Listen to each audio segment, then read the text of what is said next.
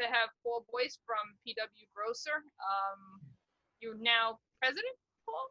President and CEO of PWGC. Right. Yeah. President and CEO. So hard guy to get a hold of these days. So thank you so much for taking time out of your schedule to do this for us. And I'll let you go. All right. Thank you, Laura.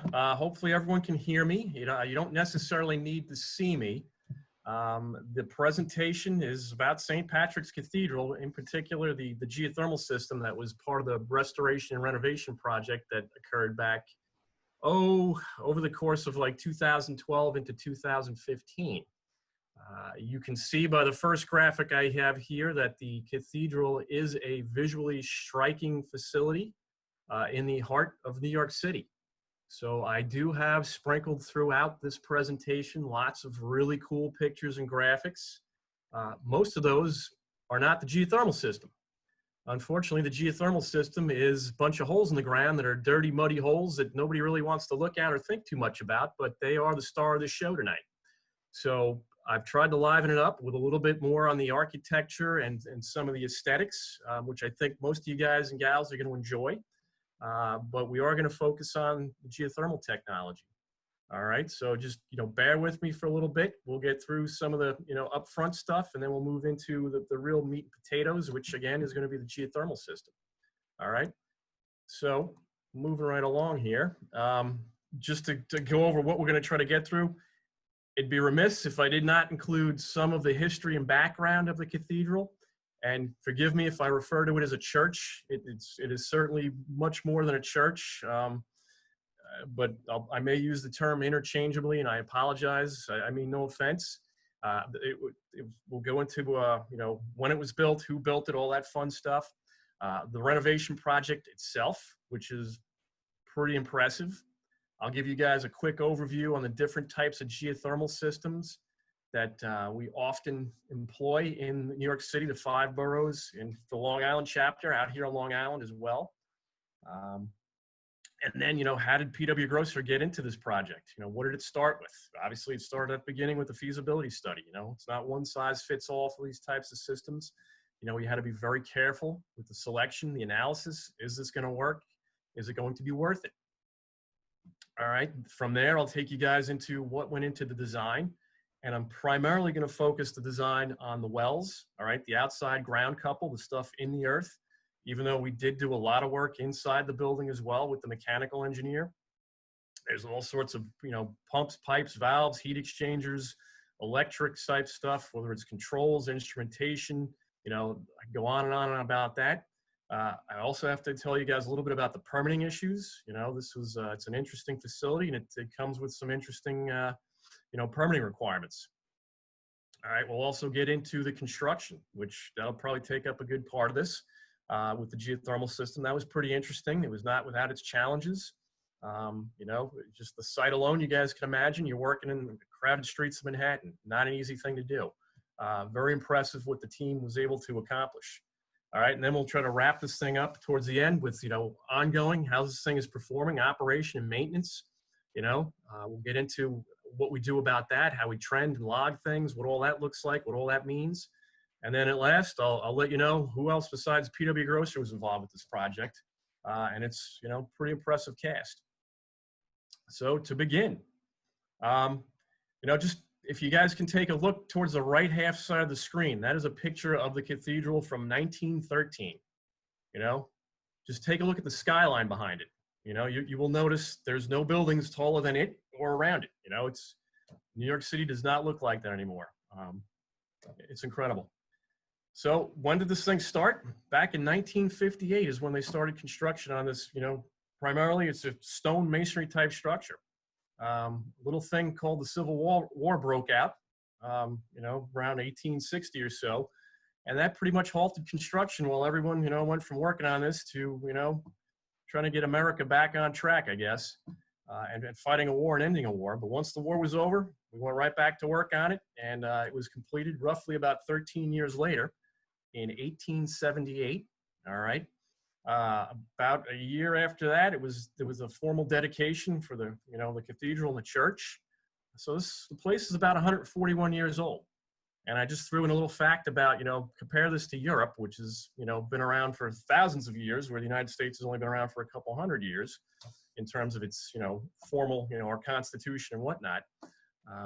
But Notre Dame, the place, the famous cathedral that caught fire I think it was last April, just about a little over a year ago in Paris, that thing's between 800 and 900 years old now. So American architecture versus the, European.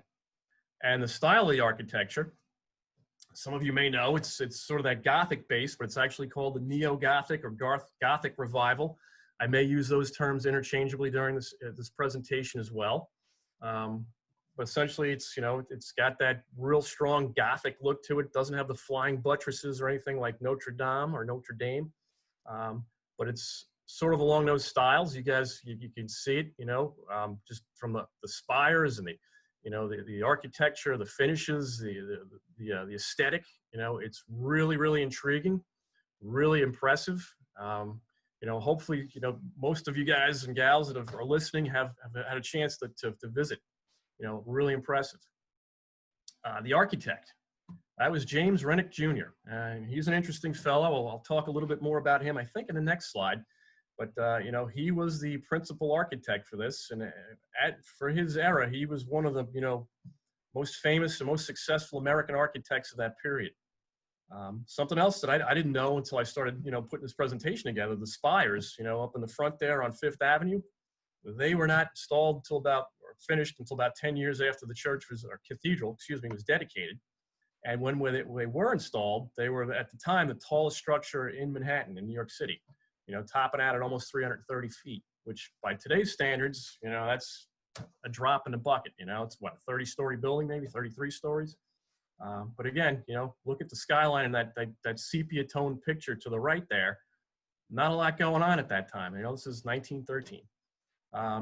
And another thing that's interesting, it takes up an entire city block, as I've got pointed out there, and it seats about 3,000 people. I always thought it could hold more. It's big, it's tall, but it's kind of narrow inside. If you guys get the chance to get inside and walk around and take a look, you'll see. I guess 3,000 people is a lot, but it's just for the overall size of the structure, it doesn't seem like that many.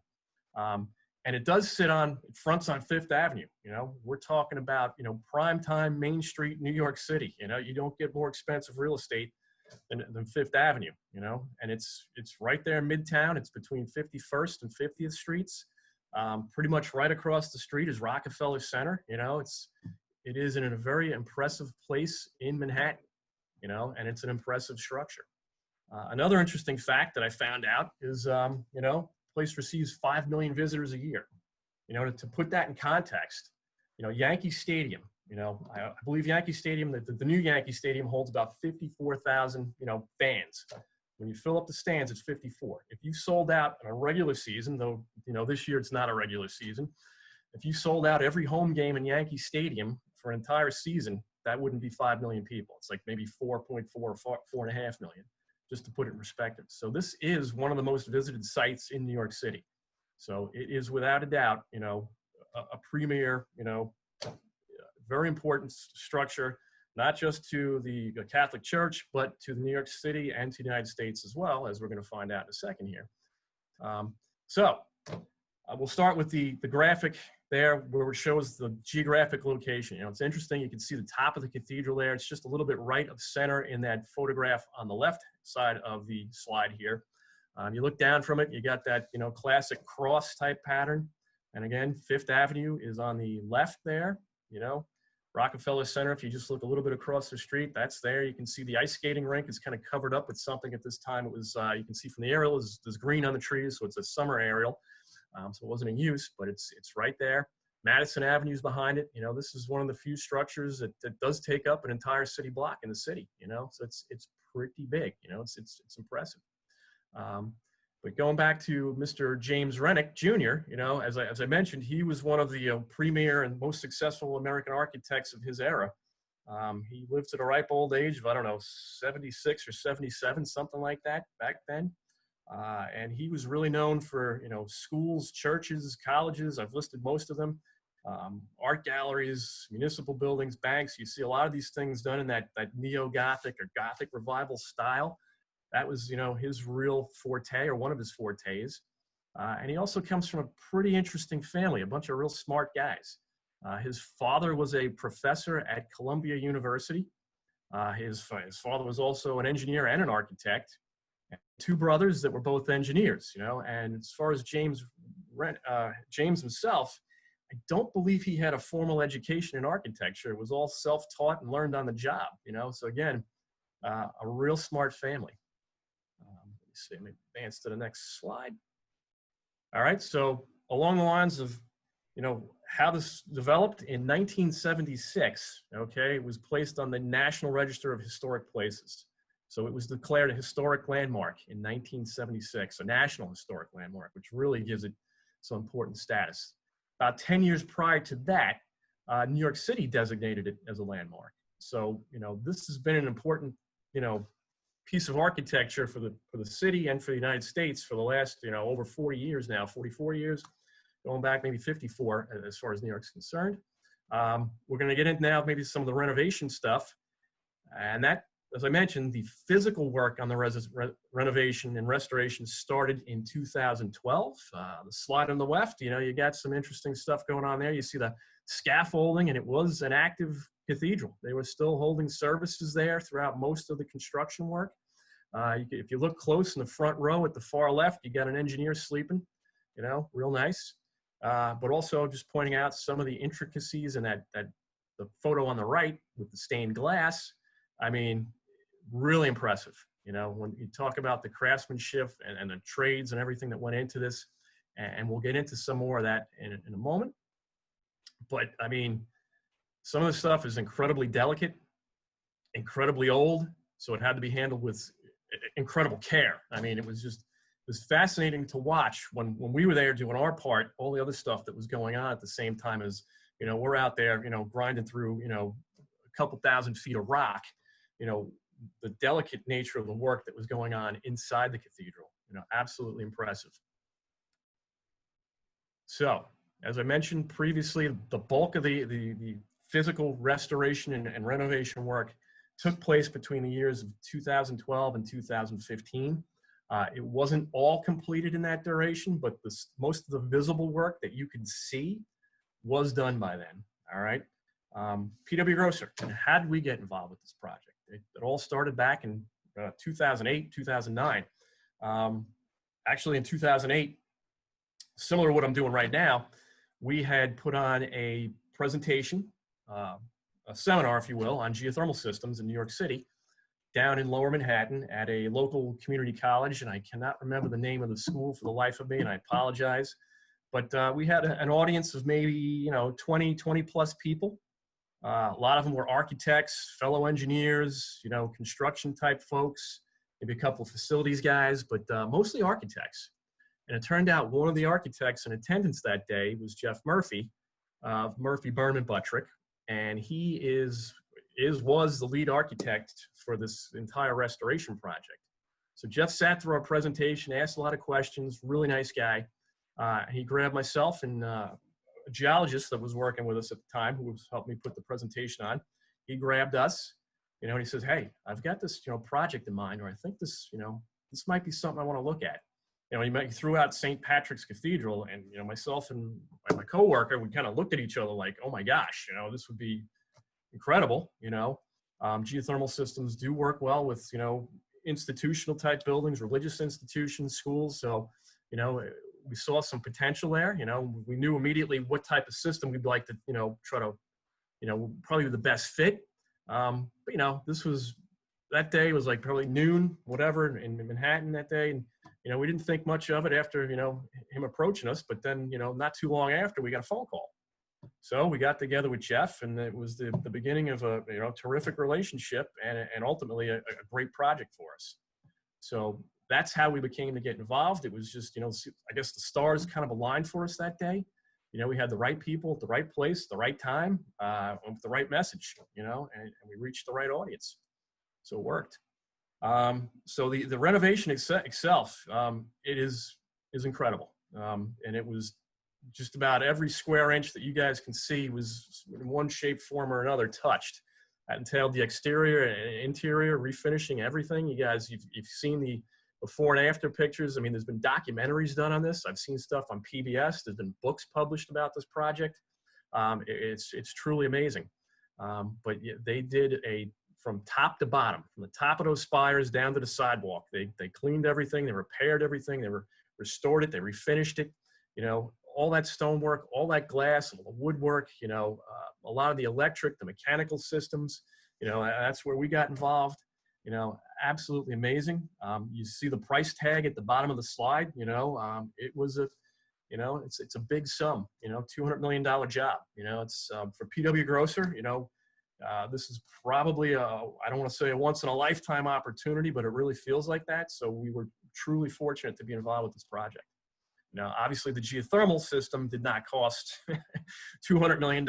We were, you know, a small piece of this, but an important piece. So, you know, just to point out some of the restoration work on the interior, like I said, this is a visually striking project.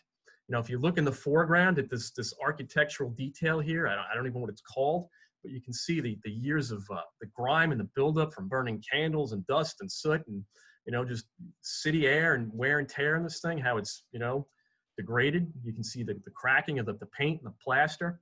And then if you look across the slide to the upper right corner, you see it's a restored type of detail. You know, I mean, we're probably up from this shot, you're probably, I don't know, 80, 90 feet in the air up at the top of the cathedral here. You know, it's a long ways up. You can see that scaffold down there, you know, interspersed amongst the pews. And again, as I mentioned, this was an active construction site, but it was also an active cathedral where they were still holding ceremonies and services. And we had to be very mindful of that throughout the entire project. All right, so as I said, these guys, these are painters, and I just want to comment on all the trades. These guys were all master craftsmen, from, you know, the guys doing the landscaping outside to the guys doing the painting and glass restoration inside, the electricians, the mechanical contractors, the masons, the stonework. Everybody was just, you know, as far as I was concerned, they were absolutely top notch. But you can see these guys, you know, right there, it looks like they're working on a first floor, you know, right on a slab or something. I mean, it's incredible, you know. You didn't get the sense when you were up there that you're up, you know, so high. But these guys, they performed, you know, they had to climb up and down constantly, and they performed top-notch work. I mean, if you take a close look at the level of detail, you know, you see guys with rollers and brushes here, but, you know, to get in between those architectural finishes up there, with that red, if you see it right in the center of the screen, you know, it takes a little bit of finesse. So a lot of care went into this restoration. I mean, it was really something else. All right, so here's just another perspective to give you an idea of, you know, of the interior. Working from heights, you can see some areas have been restored, some areas haven't, you know, what they've gotten to. Constantly moving scaffold around, you know, building platforms. And again, I keep reiterating all the while, you know, there was very few shutdowns. You know, a lot of work was done, you know, after hours, when the cathedral wasn't in typical use, where they were holding like a service or a mass. But these guys, they worked hard, and they deserve a lot of credit, you know, not only the construction crew, but also the design team and the architects. So, again, you know, just to go back into some of the more delicate stuff here, you take a look at that stained glass, you know, and I don't know much about stained glass, but it is, you know, it does take a certain finesse to treat the stuff, to refinish it, to recolor it, to clean it. There's a lot of pieces, you know, and they have to fit back just the way you took them out. So these guys had to be very careful. The stuff was delicate, and it was precious to the owner, you know, priceless to the owner, because this stuff is going back. I said it's 140 years old. You know, it's a one of a kind, you know, as all of this stained glass usually is. A lot of it was imported from different parts of the world, and I think a lot of it came over from Europe. You'll take a look on the right-hand side of the slide there. You can see the stonework, the masonry. You can see how delicate, you know, you see like leaves and you know, fruits and whatnot, and there's painting in there, and, you know, just to get in there and spend the time and the detail, and to get this stuff done in 3 years and for a cost of $200 million, you know, once you see the level of effort that went into this, you can see why the price was the price, you know, or the cost rather. All right. And not only was the interior refinished, as I said, it was the exterior as well.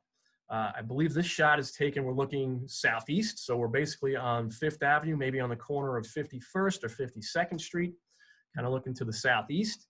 You know, they built scaffold, and I believe they worked from top down, you know, so they started at the top of those spires and worked their way down, cleaning everything, really getting this thing dressed up and, you know, working at great heights. Again, 330 feet up. You know, I don't know if the scaffold went all that way up. By the time they got us on site, most of the scaffold on the outside was removed. That's because we had to work outside with some pretty large equipment in some very tight spaces. And it was just, you know, we couldn't put the 10 pounds of stuff in a 5-pound space. So again, this picture was taken before our PW Grosser and our field guys were on site, but it just gives you, you know, a perspective. Another thing to notice, if you will, is the skyline. You know, remember I showed you that picture from 1913? Well, here it is from, like, you know, 2012 or whatever this is. You know, 100 years later, it has changed dramatically. Though the cathedral, for all intents and purposes, has not. So very interesting. All right, some more of the interior stuff. You know, just a good view of the altar from working up high here. You know, that's you know, the main part of the cathedral. That's where all the, you know, the services, the priests, the bishops, cardinals, even the Pope, you know, hold services there. I'd be remiss if I didn't comment on the rose window, and that's that big, gigantic, circular piece of stained glass right over the main entrance on 5th Avenue. That thing is, it's huge. You know, it's over it's 26 feet in diameter. You know, they say there's over 10,000 pieces of stained glass there. So that I know, certainly, I believe that was done by an English gentleman who designed it, and it came from overseas. Priceless again, very expensive. Great care had to be exercised in restoring this, cleaning it, you know, fixing any types of cracks or breaks or replacing any glass that was missing. You know, so the level of effort and the intricate detail that had to be applied to get this to where it is. If you get a chance, I strongly encourage everybody, you know, even if you're not into, you know, religion or anything like that, just go admire the facility. It is striking, you know. And again, we were truly fortunate to be involved. So, what happened here? The main thing is we had to have all the visible portions of the exterior work for this renovation done before September 24th, which was Pope Francis was coming to town. If you guys remember back, that's going on just about 5 years ago now. It was a big deal, not only for the cathedral, but for New York City as well. He drew, you know, hundreds of thousands, if not, I don't know, millions of people lined the, you know, streets of Manhattan to see him come wheeling down in the Pope Mobile. He held mass, I think, in Madison Square Garden. He had services here at the cathedral. But this is where he was first received when he came to New York City. So it was imperative, and I can't stress this enough, that we had everything out of there and done for the Pope's visit by that date. And for the most part, you know, or I should say entirely, everything was done that was visible about a week in advance. Everything, all the scaffolds were down, all the equipment was out of there. Our drill rigs were out of there a little bit before that even, you know, so we were in the clear. Even though the geothermal system wasn't up and running yet, we still had a little bit of work to do, what we call the undercroft, or the, you know, the basements, if you will, of the church where the mechanical rooms are, cathedral, sorry. But we did, you know, we met the deadline. The owner, which is the Archdiocese, great client, they were very happy, but it really took some effort. You know, a lot of hard work by a lot of people to get this done in the 3 years before the Pope's visit. You know, and another slide just to, you know, there it is. That's him when he showed up that day on September 24th, outside the restored cathedral. And I do draw your attention to the right-hand side of the entrance. You can see that the folks all standing there in the high-vis vests, the orange and the yellows. That is the restoration team. That included, you know, members of design, the trades, the crafts, contractors, designers, you know, engineers, architects, The owner's rep, you know, anybody that had anything to do with this restoration work, whether they were vendors or suppliers, the important people, you know, that really just helped get this thing done on time. Each firm was given 2 tickets. All right, you couldn't just have a whole mob of people show up and expect to get there. Security was, as you can imagine, was incredible. You can see some police officers in the real foreground there. You know, the governor and the mayor were there at the steps, you know, waiting to receive the Pope or greet the Pope. So you had Cuomo and de Blasio there. So in that mob on the right-hand side are 2 PW Grosser employees. I was not one of them. I did have an option to go, and my wife was very disappointed I did not take the tickets. But we had one of our engineers and one of our geologists who were, you know, intimately involved with this project. They, you know, neither one of them was Catholic, but they wanted to go. So they were very happy to be there. It was hot. It was humid that day. Once you got there, and you had to get there hours in advance, there was no leaving, you know. So you were out there and you were limited on what you could bring with you in terms of food and drink and bags and everything else, because again, security, you know, with the Pope and the Pope mobile and all that fun stuff was very tight. So they kept a real tight lid on it. But again, you know, I think I actually saw the Newsday picture. I could pick out my 2 guys in the crowd. I can't do it in this one, but just interesting to know, you know, we did get recognized. We weren't allowed inside with all the dignitaries, but we did have our little spot in the, you know, the greeting and reception. So really starting to get towards the geothermal portion of this renovation. You know, it did include a complete overhaul and upgrade of the cooling and heating systems. They were decades old, maybe, you know, more than decades. They were, I don't want to say they were on their last breath, but they were old. The Archdiocese, the architect, the mechanical engineer, everybody knew something had to be done.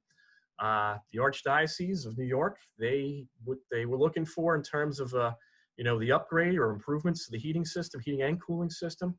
Number one, as I say here, they wanted something that was going to meet the demands of the cathedral. So they wanted something that was going to work.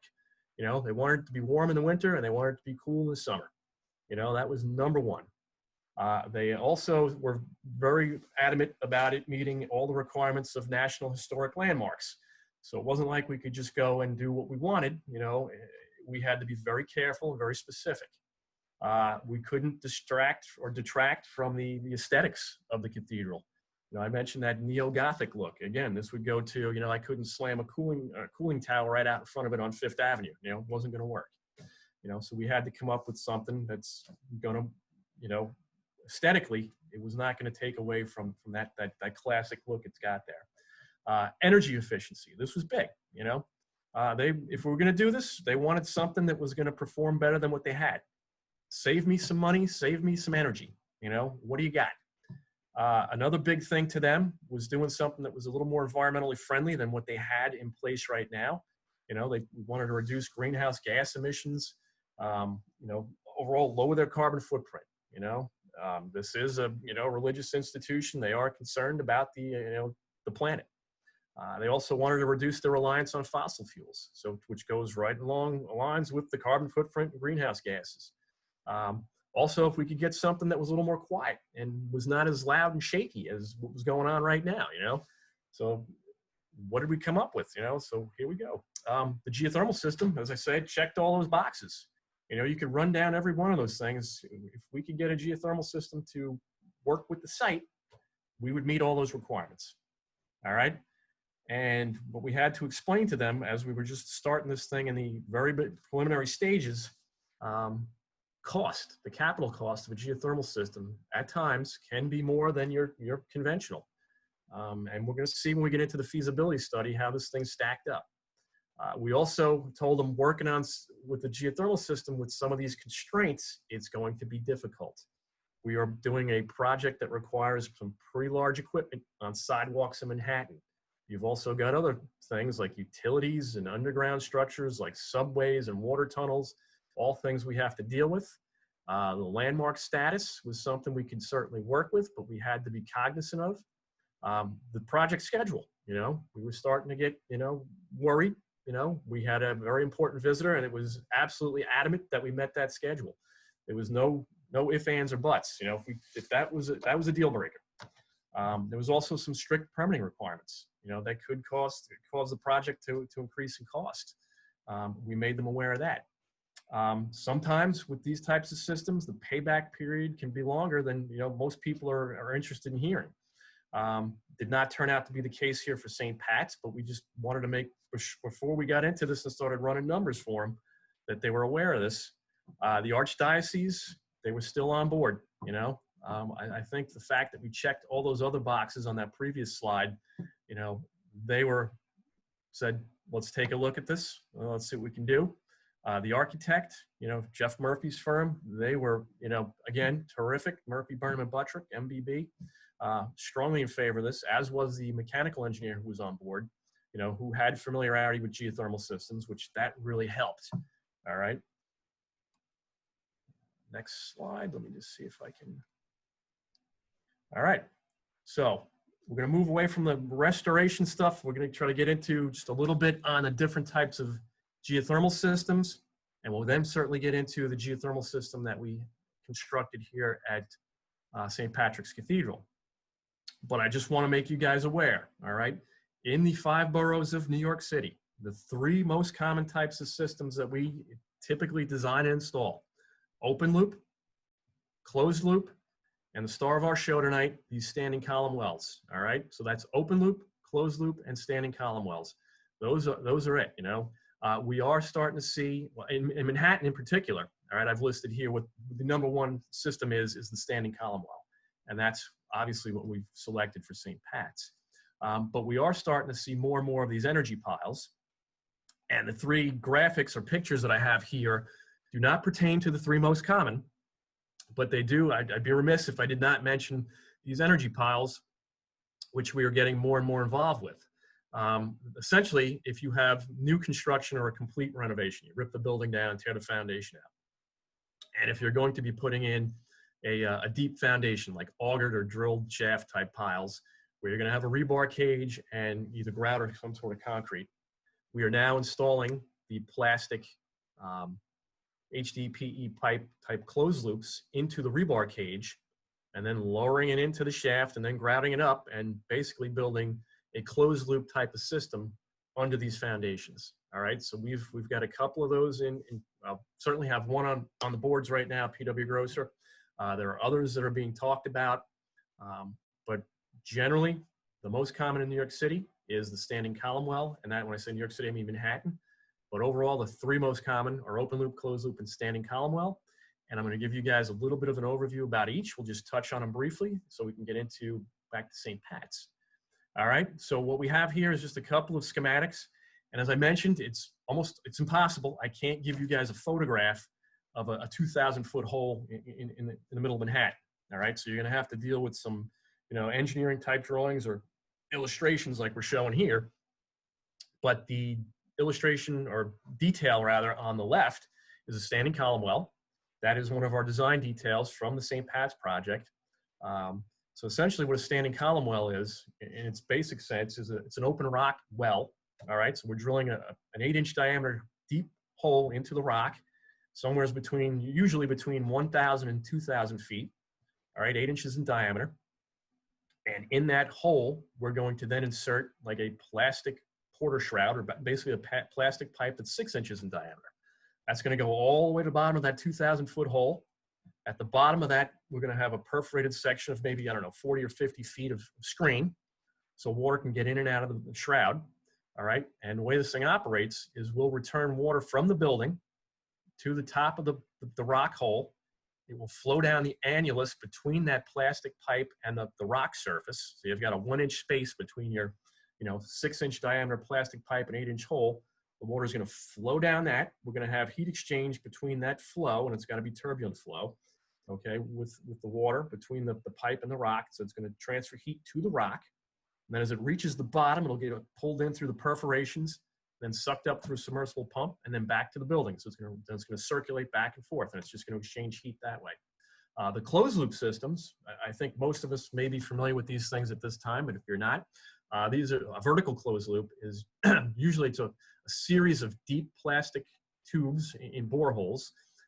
Those are usually, anywhere from 1.25 inches to 1.5 inches in diameter, and it makes a U-bend. So you've got one pipe that goes down, bends at the bottom, comes back up. right? It operates similar to what I just said about with the standing column well. So media is going to flow down the pipe and flow back up, and that heat transfer is going to take place as it's flowing down and back up between the liquid, the fluid inside that pipe and the earth. All right, so here we've got a couple of those pictures. Next slide. All right, we've got all three systems on this one. But again, just a schematic rendering that was done by the architect for us of what these, standing column wells look like in relation to the cathedral. We had these things down. I think our deepest one was about 2,200 feet. So when you think about New York City, Manhattan, the tallest building in Manhattan, again, it goes back to the World Trade Center. It's 1776, if I'm not mistaken. So just shy of about 1,800 feet, and you know how famous that building is now, and it's received a lot of acclaim and everything else. We've got holes in Manhattan that are deeper than that building is tall, by hundreds of feet. Incredible. And very few people know about our geothermal system, or maybe not enough people. So just to put it in perspective, how deep these holes are. All right, so the open loop, which is the system I didn't really give you a chance to describe yet, the way that operates is we're using groundwater. All right, so we have to have a sufficient volume of groundwater that we can pump out of the earth, run through the building, and then return to the earth. All right, so we pull it in through a supply well, as the center diagram says there, and we return it through these what we call diffusion wells, return wells, injection wells. There's all different types of names, but generally they're referred to as diffusion wells. All right, the water's diffusing back into the earth. There's a lot that goes into the design of those things, and there's a lot of things that can make and break those systems. And we'll get into that with the rest of this overview. So the nickname for an open loop system is a pump and dump. And that is exactly what it kind of does. We pump it out, we dump it back in, So that's just the nickname. But as I mentioned, it's going to use the groundwater to transfer heat between the building and the subsurface. All right, so it's completely open. We're at Mother Nature's, mercy here. Generally, when we pump that water out, we can do very little to treat it. We're not allowed to put any chemicals in it. The only thing we can do when we return it back to the earth is change the temperature. We can take stuff out of it, okay, but we can't really put anything in like chlorine or any type of sequestrants or anything like that. So, but we can filter it. You generally don't want to build a treatment plant to operate an open loop system because it becomes cost ineffective. All right, it's just too much. Usually we've got, you may have a single supply well, but you usually want to have multiple return wells or diffusion wells. The reason for that is those things tend to clog. All right, if something's going to go wrong, it's usually going to be in the return wells where you're putting the water back in. Not saying something can't go wrong in the supply well, but that's where usually it happens. And also, down towards the bottom, someplace here, I do mention, towards the bottom of the slide, I mentioned it's much more difficult to get the water back in the ground than it is to get it out. And that is the absolute truth. That's why you need more screen on your return than you do the supply. Those systems can vary in size. We've done very small ones for like single family residences. It might be tens of GPM, 10, 20, 30, 40 GPM, up to systems that have thousands of GPM. I think the biggest system we've designed to date, open loop, is about 3,600 gallons per minute. It's tremendous. It's a big system. That one has 3 supply wells and 9 return wells. Generally, rule of thumb, you're in the range of 1 to 3 GPM per ton of cooling load. All right, so for us non-mechanical engineers that are listening, a ton in terms of heating and cooling, or cooling rather, is 12,000 BTUs per hour. It's not, don't get it confused with 2,000 pounds. All right, but that's sort of our rule of thumb for design. All right, so when you have thousands of GPMs, like that 3,600 GPM system could be 1,200 tons, or it could be on the other end, 3,600 tons. This can be one of the most efficient systems. That's because of the groundwater, it is a nice constant temperature usually. My mechanical engineer friends love it, but there are issues with these systems. As I said, we are at Mother Nature's mercy. And here we have listed the water quality or water chemistry can make or break an open loop system. Very important. Again, I'll reiterate, water quality can certainly break or make these systems. We've had problems with high iron, high manganese. They'll precipitate out and form, mineral scales or deposits in the return wells on the heat exchangers. They'll just clog things up and it'll just get completely disastrous. Same thing with hardness. You get a lot of calcium in the water, just like in a boiler. You start to warm the water up, the reaction rate increases and it precipitates out faster. They'll start to clog things up. Chlorides, that can be corrosive. I've seen systems that'll start pulling in salt water, and that's another mess. Bacteria and microbiology. Again, another big thing. The bugs love these types of systems. Once they get in there and establish, they can start to form biofilms. They need oxygen, they need water, they need substrate, and they love to be warm. So you start heating this stuff up. It's all, it can be very messy, especially when you start to get these biofilms formed. So again, got to be very careful with the microbiology. I mentioned the pH and Langmuir saturation index, corrosion. If we have low pH or a high pH, we can have issues with that. You get a negative Langmuir saturation index, generally indicates a corrosive type of condition. You got to be careful. VOCs and petroleum-based products, I mentioned this, you may have contamination in the groundwater. You start pumping that and dumping that, what do you think is going to happen? Well, number one, it'll act as a substrate for the bugs, the carbon source, food source. They love it. And I have had problems like that happen to me. Not something you want to play around with. Those are the things you need to shake out when you're doing your due diligence. The geology and the hydrogeology is also very important. That can make or break your system too. And as I mentioned, it is difficult to get that water back in once you get it out, for whatever reasons, it is difficult. You also need to spread these systems out. You need some room. You cannot have a supply well and a return well basically sitting right next to one another. You do have some leeway with the state of New York. You can space them vertically about 50 feet apart. So in other words, my screens can have a 50-foot separation distance between the bottom of the supply well and the top of the return well can be 50 feet vertically separated as long as they're in the same aquifer with no confining layers between them. But you do want to have enough horizontal distance between these guys to avoid what I say here, short circuiting or thermal breakthrough. So if I put them too close, I'm running air conditioning and I start dumping in a lot of warm water into the aquifer. And all of a sudden my supply well, I mentioned we get a nice constant groundwater temperature. Well, my temperature starts going up because I'm starting to pull in that warm water. I got a short circuit and my efficiency starts to break down inside with my mechanical side of things with my heat exchanger and chillers and everything else. And that's no good, so we do need some space. Again, just a nice graphic. This one actually came out of the New York City Department of Design and Construction Geothermal Manual. I'll give PWGC another plug on this. We were the principal author of this for the city of New York. And this is one of the graphics we put together. But again, it kind of just shows you, the open loop system. Another thing to keep in mind is you have groundwater flow, all right, advection. So what you want to do is you want to put your supply wells upstream or up gradient of your return wells. So again, Mother Nature, the groundwater is flowing. You put the supply well upstream, everything is flowing downstream by the diffusion wells. You want it to help carry away that warm water or that cool water, depending on what you're doing.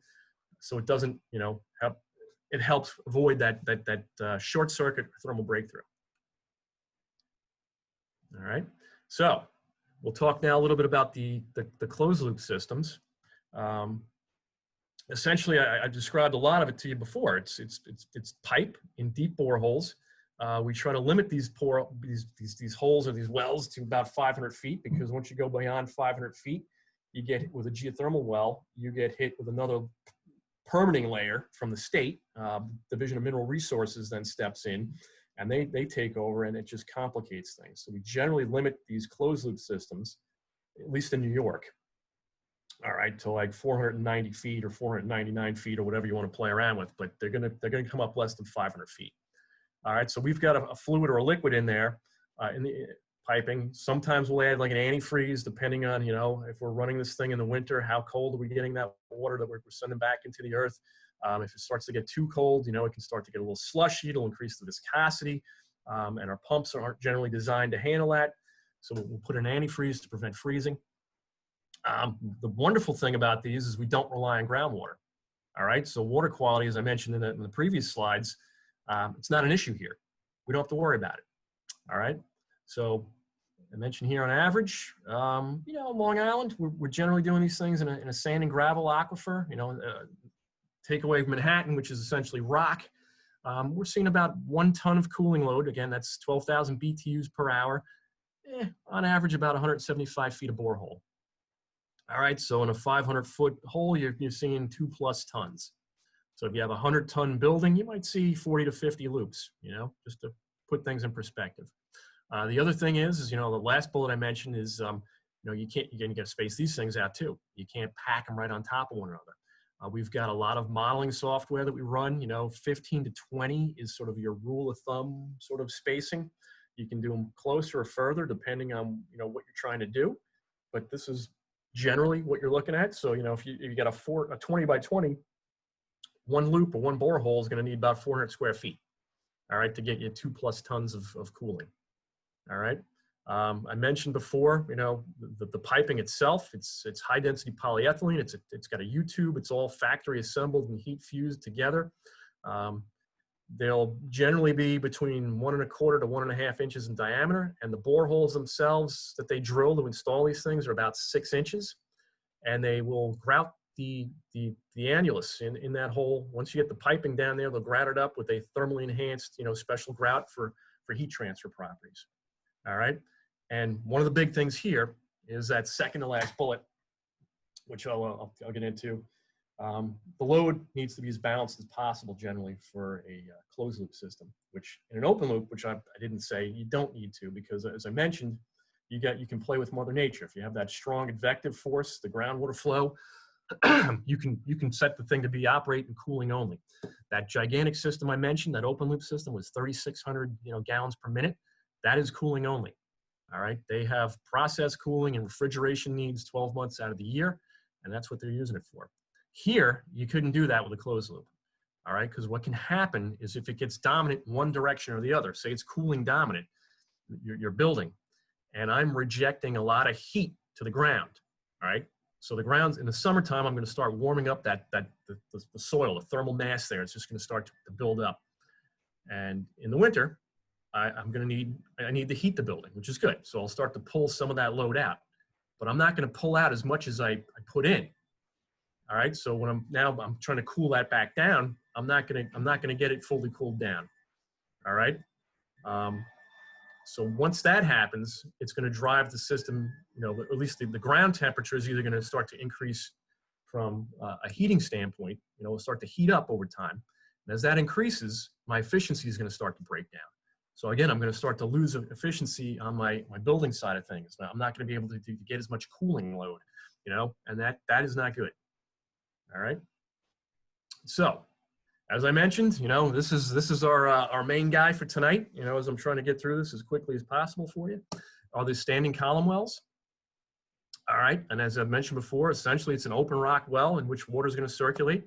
We return the water at the top of the well. It flows down between that annulus, as I explained, between the porter shroud or the shroud and the rock surface, goes to the bottom, gets sucked up through that gigantic straw and back into the building. All right. What I didn't explain is the concept of bleed. All right. And what that is when we're operating it without bleed, it's sort of in a closed type of situation, not truly closed, but we keep recirculating the same water back and forth for the most part. So without bleed, I can get one of those wells, maybe a 1,500, an 1,800 foot hole.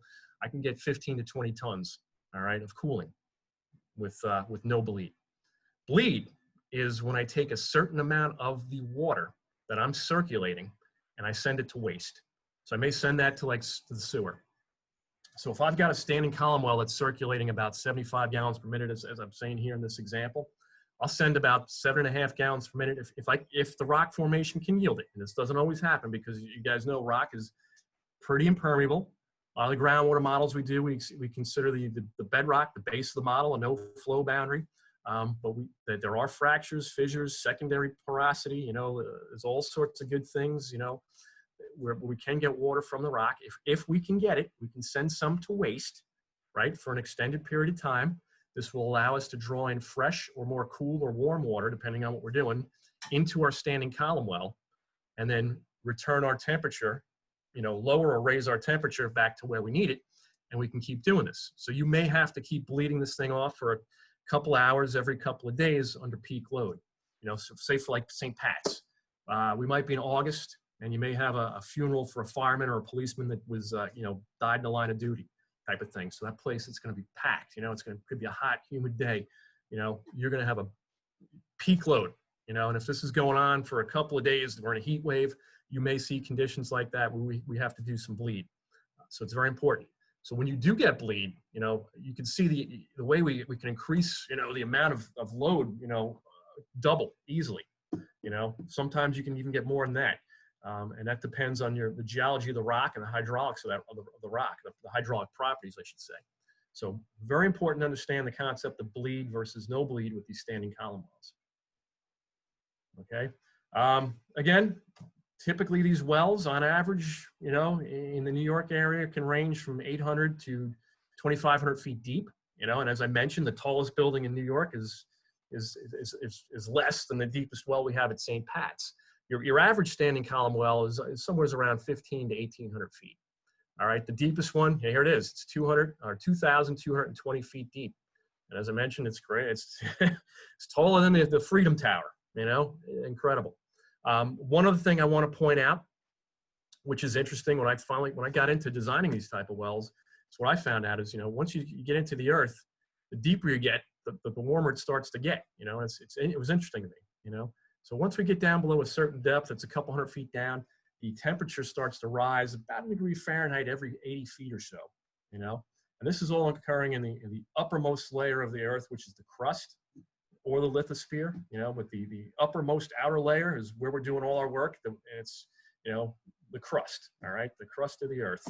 And these wells are, as I've said, 2,500 feet. That's, it's what, not even 2 kilometers into the earth. So we're real shallow, but we do start to see those temperature increases, over the course of our drilling. Really interesting. So when you go into some other industries like oil and gas and the fracking, I can only imagine what kind of temperature increases they're seeing. So like the graphic I got there, it shows from the core out, the core at the bottom, 7,200 degrees Fahrenheit, or Celsius rather, to the surface where we are, maybe in the summer where in degrees Celsius, you might see it 20-ish, somewhere in that range, 50, 60 degrees Fahrenheit, almost zero in terms of Celsius. Interesting. All right. Mentioned this already. We have an 8-inch diameter rock borehole with a 6-inch PVC porter shroud. We do perforate the bottom 45 or 40 or 50 feet of that. That's how we get the water in and out. All right. The other thing I didn't mention is how far apart we have to space these things. That's a tough one to answer, but sort of your starting rule of thumb is we look to get 50 to 75 feet apart. And me being a conservative engineer, I want to see as many feet between my wells as I can. And that's because of that next bullet, that geologic makeup. It's hugely important. We have seen systems that were constructed that were, in that range, 50 to 70 feet apart. But they were so strongly interconnected due to fractures and cracks in the rock. They were basically operating as the same well, and they had a real hard time controlling those systems. They tended to overheat. So it's nerve-wracking, and you really don't know about the hydraulics of the rock until you start drilling, and it's expensive to drill these wells this deep. As I said right there, the next thing is this is the most expensive system to install of the 3. All right, and that is because you are drilling in rock and a sidewalk in Manhattan to great depths, and I mentioned this before also, but with the Division of Mineral Resources, they get involved and add that extra layer of permitting, which can, slow things down. And they also have pretty stringent requirements for drilling these type of wells, which we'll get into a little bit later on. All right, again, this is the same thing, a picture of a schematic out of our design and construction manual from New York City. All right. Again, you can see how they're linked together in sort of this kind of like parallel series, but St. Pat's, each well was hooked up to its own plate heat exchanger, which is that device. I don't know if you guys can see my mouse moving in the building. All right. Concept, I kind of have to move this along a little bit. I see we're at 7 o'clock. Concept of bleed, very important. No bleed on the left, things are static. We're pumping out of that pump in the center there, so you can see the water level gets drawn down there. But when we put the water back here, in the annulus, it does raise up a little bit, but overall it equilibrates with the water table. Here, when we do bleed, we're going to draw things down, and you will draw things down dramatically in the rock. And I'll get to that a little bit later too. The feasibility study. This was the first phase of the project for us. Again, after we had the initial meetings with the architect and the archdiocese, this is what we got into. Again, essentially it's our due diligence. We got to figure out, is a geothermal system going to work here? And it may work, but is it going to be a good choice too? Are there better options? Is this going to be the most efficient? What do I have to do to get this thing in the ground? I got it right there. The most important part of our feasibility study, obviously cost is always a big thing to the clients too, but it's going to be the geologic conditions. We have it listed there. The earth is not a black box. As magic as it is to some of us, it's not one size fits all. All right. Some sites are just too small for the load you want to impart on it. You get these, high-rise buildings with, hundreds, if not thousands of tons of load on a postage stamp size, it's just not going to fit. All right. So you need to be aware of that, and I have been involved with projects where, some other engineers were just saying, oh, it'll work. And I'm like, no, the site's too small. You got to be aware of that. So subsurface geologic conditions, super, super important. All right. We look into all the things, how deep is it to bedrock, groundwater quality. Another big question is like I just mentioned, what are we dealing with in terms of loads? Do I have enough land, earth, material to deal with? Will it fit, essentially? That's big. Will it meet the demand? What kind of construction are we working with? Is it like St. Pat's? This was, I wouldn't call it a retrofit, but it was a renovation restoration. And it was a big deal, but we were able to make it work. And we talk about environmentally bad neighbors. Some of these systems, there's a gas station nearby with a spill, I talked about what happens when I start pumping these man-made contaminants. It can really foul things up.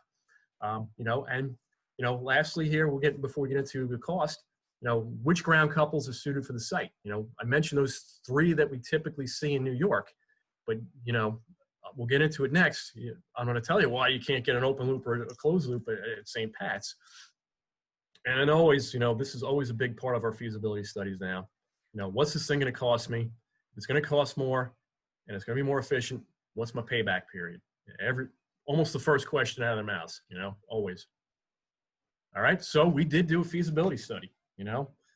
This was done, as you can see, you can look closely at the slide in the upper left. It says October 2009. As I said, that was when we first got involved with this project, and that's when we started to work, closely with the architect, with the mechanical engineers, even some drilling companies, trying to figure out what we could do here on a sidewalk.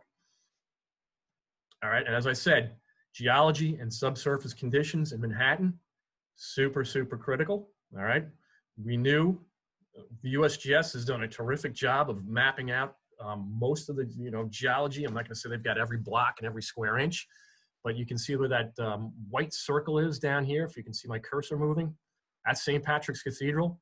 You got Cameron's line, and running through across the whole of this. But you got these anticlines, with the foliation. I won't get too much into the geology. I do like that, but we'll try to avoid that. How the rock is dipping based on the foliation. All interesting stuff. Again, I mentioned Cameron's lines. It's like sort of a, this line between the different formations. The big thing with Manhattan, if anyone's familiar with it, schist. All right, that's the primary geology there. All right, that's well mapped. Here's a good cross section. This arrow is pointing to roughly where we are. Here's Park Avenue, Broadway, Central Park, St. Pat's is right about here. All right, but we do have a good handle on how deep things we expect them to be, and you know what? When I get into the slides a little bit later on, right around 800 feet, you're going to see, bammo, what we hit. All right. Again, if you look right here, it's kind of grayed out, but it's the USGS maps. They've got everything mapped. Like we talked about the depth of bedrock, the depth to the surface of water, Here at the site, depth of water was roughly about 20 or 30 to 40 feet. Surface elevation out there on 5th Avenue and 51st Street was about 70 plus feet. All right. Depth to rock, very shallow at the site. All right. In some areas as shallow as 6 feet, and in others as deep as 15. But 15 feet, not a great way to go to get to rock. Bedrock here in Long Island, some areas can be, 18 to 2,000 feet deep here on the South Shore. All right. We had to figure out, what kind of loads were you guys talking about? This is where the mechanical engineer comes in. PW Grosser did not answer to figure this out. They do all the energy modeling, and they figured it out, what we needed to deal with. And it was about 270 tons. So for an open loop, if you go back to what I told you about my rule of thumb, 1 to 3 GPM per ton, you were talking, 270 gallons per minute to 800 GPM. All right. And right here, this was shooting us down. The rock in Manhattan is not known to produce that amount of water for any type of period of time. You might hit pockets where you can pump it, but it takes a long time for that rock to recharge. The other thing is, I mentioned it's more difficult to get the water back into the ground. It's even more difficult to get it back into the rock than it is, say, soil. So these are reasons we were not going to be doing an open loop in Manhattan. We also know that with some of that water, the quality could be problematic, and it could also be problematic for a standing column system with high hardness. Sometimes you get into brackish conditions. Even when we were drilling these wells, you see I've listed hydrogen sulfide there. We did get some hits on hydrogen sulfide. That fire and brimstone smell, that made us wonder at a church, at Cathedral.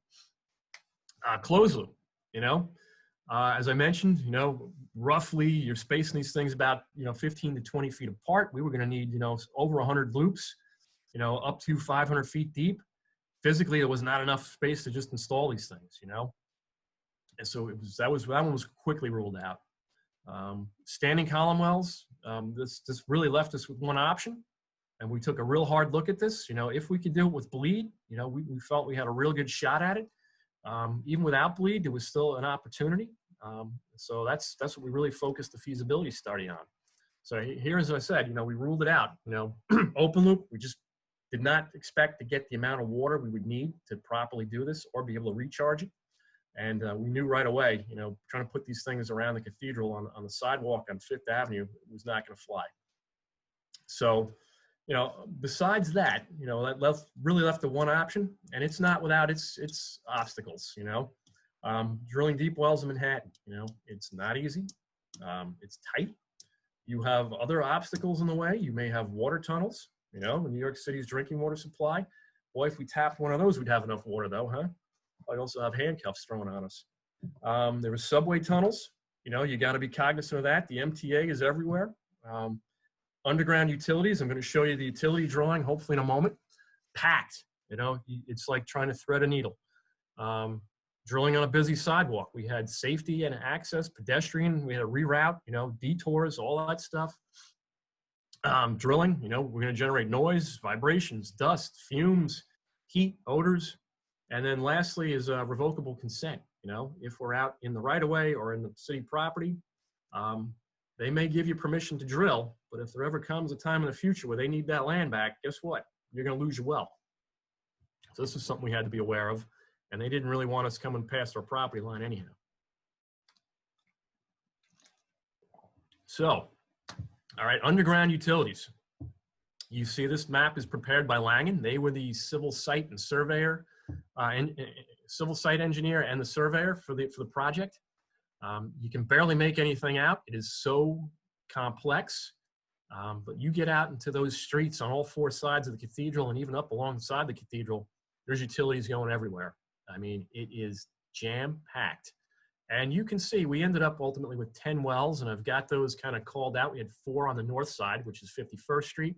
We had another 6 on the south side, which is 50th Street. We were able to avoid most of the utilities by working in the, I don't want to call them courtyards, but areas of the cathedral that are, between the sidewalk and the outside of the building. Very tight, very tight. All right, so almost done with the feasibility study. Cost, obviously, biggest thing we had to contend with. And as it turned out, and I won't go into too much detail with all the numbers, if you look at the sort of the spreadsheet on the right-hand side, the 3 columns on the far right, you'll see the well options in the middle. It turned out to be about $1.5 million less. So, I mean, each one of these wells we were estimating was upwards of $250,000 just to drill. All right, you got 10 of them right there. It's $2.5 million in drilling. Expensive, so the whole mechanical type system, you look at those numbers in terms of that, we weren't even 10% of that $200 million cost. Ultimately, it was around $13 to $14 million. So the capital cost, it turned out it was less. So payback, there was none, amazingly. But when you look at it compared to the existing system, now that's going to be the spreadsheet on the lower left, they were going to come off an old steam system. All right, so once they got rid of paying for steam from Con Ed or from the city, the electric costs went up for circulator pumps and chillers and whatnot. But they ended up, it looked like a 30% savings in electric costs or energy costs, So, I mean, if this could work, all right, and we really strongly believe it could based on everything I just told you guys, they had a winner here. All right, so Laura, I don't know how we're going to do this now, but if you're there, we're up to our assessment of learning. I'm here, so I'm going to launch our poll question, our first assessment of learning. All right, and we're going to launch that. So if everybody could take a couple minutes and just read through the questions and kind of pick an answer. If everybody's still out there. I see no one answering questions. Do you see the questions, Paul? Yeah, I do. Do I need to answer them? No, you don't have to answer them. No. Okay, now they're starting to answer. All okay, right. everybody woke up. Good. Everybody woke up. That's good. So they were running from the kitchen with sandwich in hand, going, "Oh no, the questions are up." They're lucky. Very interesting presentation so far, Paul. Thank you. Yeah, I can't say it enough. It was a terrific project. Yeah.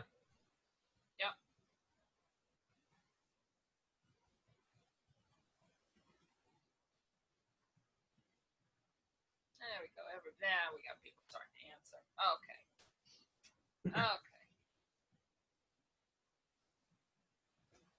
You're doing good on time. You're just right about where we were because we started a couple minutes late anyway because we were letting people log in. So you're right at about the halfway point. I don't want to push it past 8 o'clock. I want to get everyone, Yeah. Hear me drag on. So I'll No, you're good. You're good.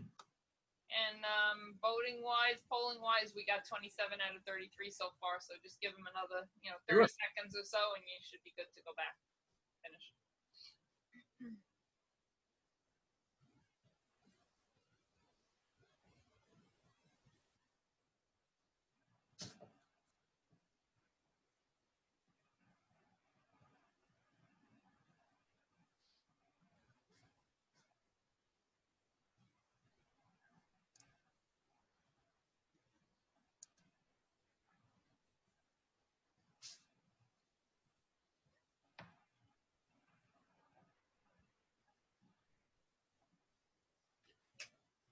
Okay.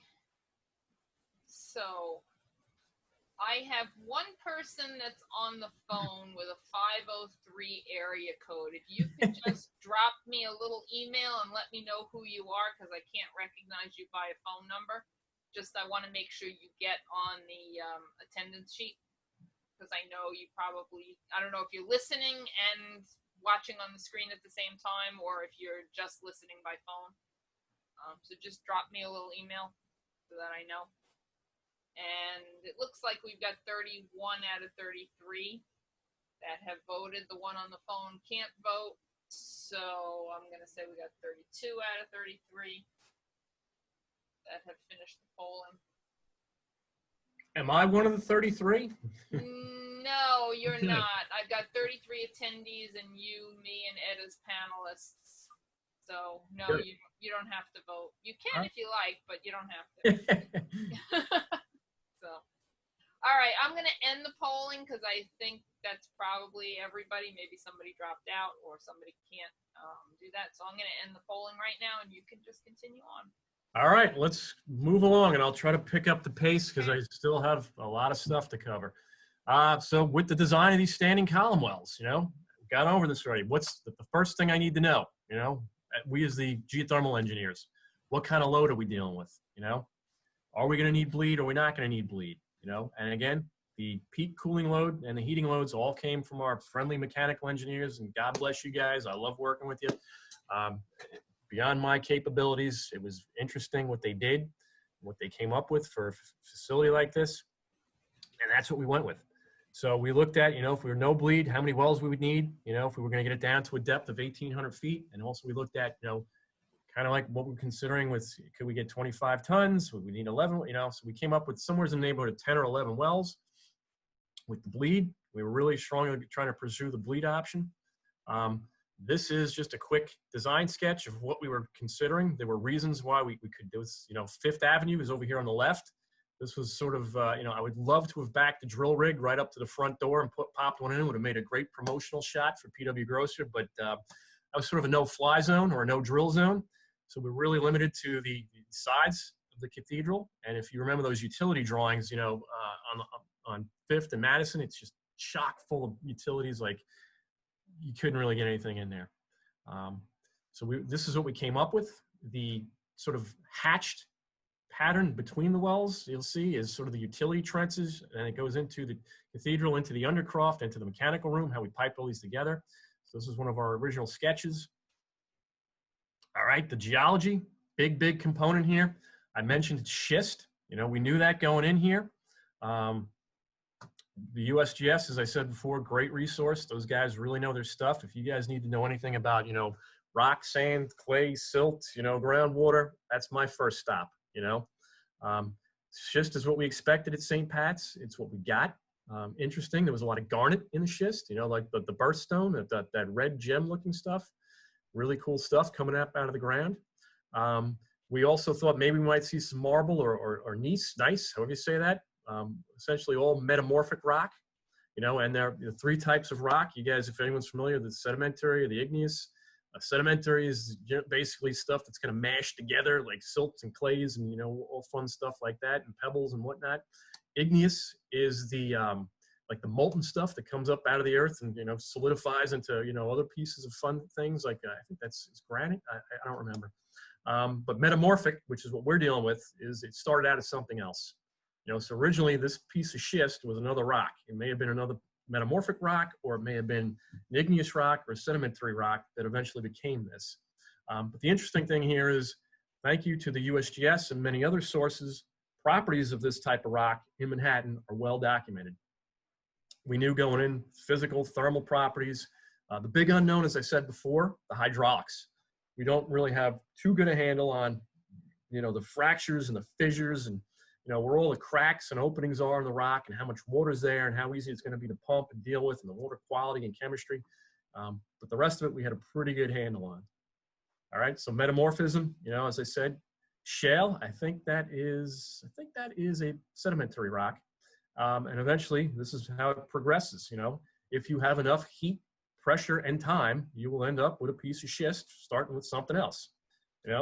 Just an aside for the geology fans in the crowd. All right. Also, you can see Manhattan schist in Manhattan. If you go to places like Central Park and you see those big rock outcrops, that's what it is. That's essentially the stuff we drilled our wells in at St. Pat's. Just to give you an idea of what it might look like. That's obviously weathered, but you roll back and you look at the stuff that's been hammered out of the earth here. That's what it looks like. All right. I mentioned the properties of this. This is out of a geothermal design handbook. I got down at the bottom, the metamorphic. Yes, I think granite is an igneous rock. I was correct. Schist down here under metamorphic. All these properties is well defined. I don't know why they didn't have the specific heat of it, but it's in line with the other metamorphic rocks. All this stuff is very important, as we're going to get into next, I think. Yep, we are. We're going to hop into some math, and we're not going to do any math. I don't want to bore us all to death, but some pretty exciting stuff here if you're into this type of thing, especially mechanical engineers, because this really gets into heat transfer. That's what it really comes down to when we have to design these wells. How deep do I have to make this thing? When I'm talking in terms of tons of cooling load or heat I want to inject to the earth, what do I do? Our principal design equation for these standing column wells is this Kelvin line theorem. And if you look at the top right-hand corner there, that is not a pretty equation. That is not easy to solve. Matter of fact, it takes a little bit of work. There is not an exact analytical method or an empirical equation to solve that with. You got to do a numerical method. So like an analytical equation, you get exact solution, like a squared plus b squared equals c squared. or with an empirical equation. You know, that might be like, you know, a couple of real smart guys in a lab figured something out, like Manning's equation for open channel flow, you know. But numerical methods, they're a little tricky, all right? And that's what we have to use to solve that equation to tell me how deep to make my well. Because we'll get into it in a little bit. I think we have some spreadsheets coming up, and I'll go through these quick, but you can see the properties we have to deal with. We talked about thermal diffusivity, that alpha, that's calculated based on, I think, 3 of the other properties. I think we've shown at the top of the table here. Yes, the thermal conductivity, the rock density, and the specific heat. We'll give you that, all right? The radial distance from the well, we talked about 50-foot spacings, you know, things like that. But the big thing is, you know, how this is going to get into how deep to make it, because what we'll end up with is BTUs per hour per foot, you know, is eventually what we're going to come up with in terms of this Q, this heat rejection. We have to solve eventually for how many feet I need to get rid of the BTUs per hour of my cooling load. All right, but again, this tricky. All right, a little bit more on that, and I don't know if you guys can see the top of the screen. That is, you start to look at that equation. The numerical methods we use are essentially, if you guys remember back to, you know, university days or college days, Taylor series expansion type of methods, where you get out there with these exponentials and natural logs and you know, factorials and all that fun stuff, and you do not get an exact solution, not like an analytical. It's an approximation, but these approximations you'll see are pretty quick. The other thing that I didn't mention in the previous slide about the Kelvin line theorem is, you know, it's a simplified approach or a look to this whole problem here. There's multiple things going on. You know, if you look at that, the diagram just to the left of the one on the, to the right on the far left, the black and white one, you know, it shows convection, conduction, advection. There's all sorts of different, you know, heat transfer, you know, mechanisms going on that we have to account for. So we're simplifying it with this, you know, this line source solution. So I won't go into any further detail and talk about Euler's constant, bore you guys to death with all that stuff. But once we apply it, okay, how deep to drill? Again, that's the big question. You know we want to go with an 8-inch diameter well. All that stuff factors into our spreadsheet. You can see all the inputs, the rock density, the conductivity, you know. The interesting thing I want to point out here is the thermal conductivity of the rock. That's the, if you look at the spreadsheet, it's the second parameter down under value with no bleed. Remember, when I said we do bleed, we can increase that by a factor of 3 to 5. All right, and this is something we have to play around with. It becomes more of a, you know, art than a true science. So you got to have a little experience, which PW Grosser does, playing around with the rock in Manhattan and other places. So we go through all this.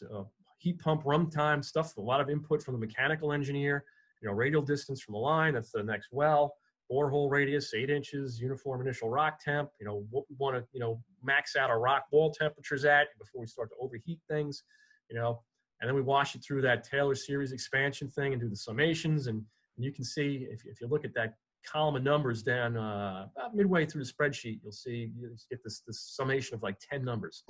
Well, after the first 2 or 3 numbers, it becomes insignificant, you know? So again, it's an approximation, but it's usually pretty accurate. All right, we go wash all through this. We end up with, you know, a borehole length of almost 28 feet for no bleed for a 25-ton well, you know, wow. All right, so we ran some other options. You know, if you look at the left, a 15-ton no bleed would be about 1,600 feet, 20 tons, you know. And again, I listed what a ton is in terms of my mechanical engineering friends usually refer to it as 12,000 BTUs per hour. All right, so just quickly, again, we looked at it with bleed, and I will point out, remember the thermal conductivity, that second value down under the value column, you know, we upped it from 1.4 to 3.5, you know, and that's again through our experience of what we could do. We found out a 25-ton well now is, you know, that we're looking, we've said in the past, these wells can see upwards of 40 tons, which is right around that 2,200 foot mark, which is what we actually drilled to on 1 or 2 of the wells. So it really, you'll see, it really jived well with going from theory here to what we actually ended up with. All right, so again, the math, a little tricky with the numerical methods, but that is what we use as the Kelvin line theorem to get the well depth. All right. And again, here's what we said. Ultimately ended up somewhere between no bleed and bleed values. We came up based on the actual field conditions. You know, besides just designing the standing column wells, you know, we did a lot more than just that. But I'm trying to limit that because I'd keep you guys here till the sun comes up if you wanted me to talk about the rest of this stuff. But there was a lot of hydraulics involved.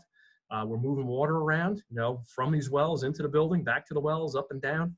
There's pumps, there's pipes. You know, we tried to do as much plastic. I think it was entirely plastic, actually. You know, we had a supply and return coming to each well, 10 wells. Valves, you know, all sorts of different control valves, whether they were pressure sustaining, throttling, isolation valves, you know, shut-off valves. We had all that fun stuff.